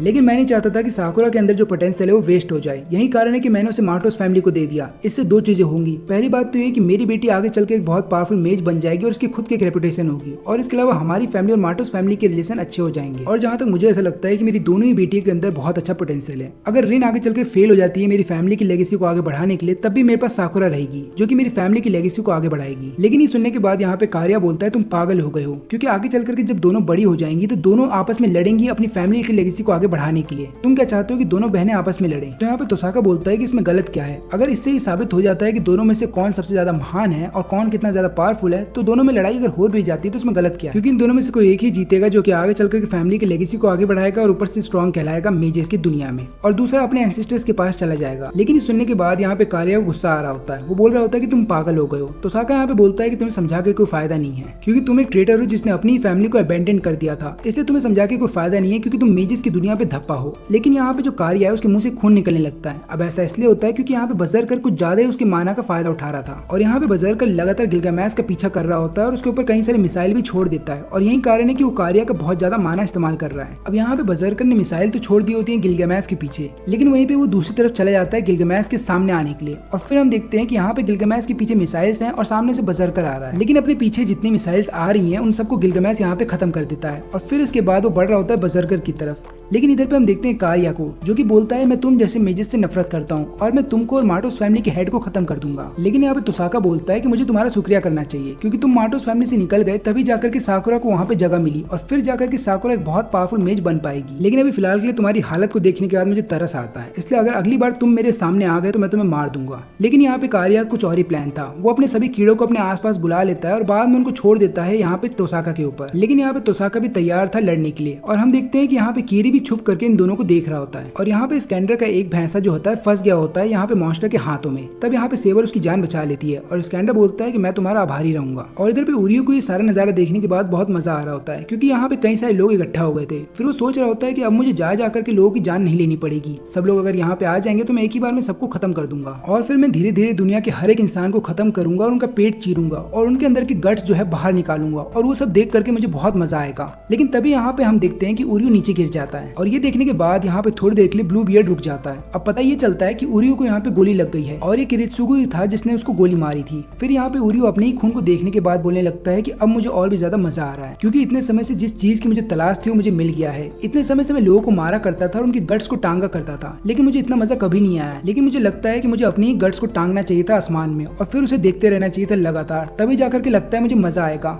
लेकिन बहुत देर हो गई है, और इतने देर में अब यहाँ पे किरित्सुगु उसके सिर पे गोली मार के उसे मार देता है। लेकिन फिर ये देखने के बाद, यानी कि अपनी मास्टर को मरते हुए देखने के बाद, ब्लू बियर्ड बोलता है कोई बात नहीं, भले तुम मर गए लेकिन तुम मेरे सबसे फेवरेट मास्टर थे। अब इतना बोलने के बाद यहाँ पे ब्लू बियर्ड अपनी पावर को और भी ज्यादा बढ़ा देता है। अब यहाँ पे किरित्सुगु जो है माया के साथ बात करने लगता है, तो माया बोलती है कि अभी सारे सर्वेंट बिजी हैं उस मॉन्स्टर को मारने में, तो एक काम करते हैं हम लोग सभी मास्टर्स को मार देते हैं। लेकिन यहाँ पे किरित्सुगु बोलता है कि नहीं, ऐसा कुछ भी मत करना, क्योंकि अभी पहली प्रायोरिटी यही है कि हमें कैसे करके इस मॉन्स्टर को खत्म करना होगा। अगर तुमने बाकी सर्वेंट्स के मास्टर को मार दिया तो सर्वेंट्स पीछे हट जाएंगे, और अगर ऐसा हुआ तो ये जो मॉन्स्टर है ये आराम से पानी से बाहर आ जाएगा, और फिर बाहर आने के बाद वो लगातार इंसान की बनाई हुई दुनिया को तबाह करेगा और इंसानों को मारने लगेगा। और अगर ऐसा हुआ तो आगे चल करके इस ग्रेल वॉर को यहीं पे खत्म कर दिया जाएगा, और मैं नहीं चाहता कि ऐसा कुछ भी हो, इसलिए हमें कैसे भी करके इस मॉन्स्टर को पानी के अंदर ही खत्म करना होगा। लेकिन वो काम तभी हो सकता है जब एक बहुत बड़ा पावरफुल अटैक इस मॉन्स्टर के ऊपर किया जाए, जिसके बाद ब्लू बियर्ड दिख जाए, तभी जाकर के यहाँ पे लैंसर उसको खत्म कर पाएगा।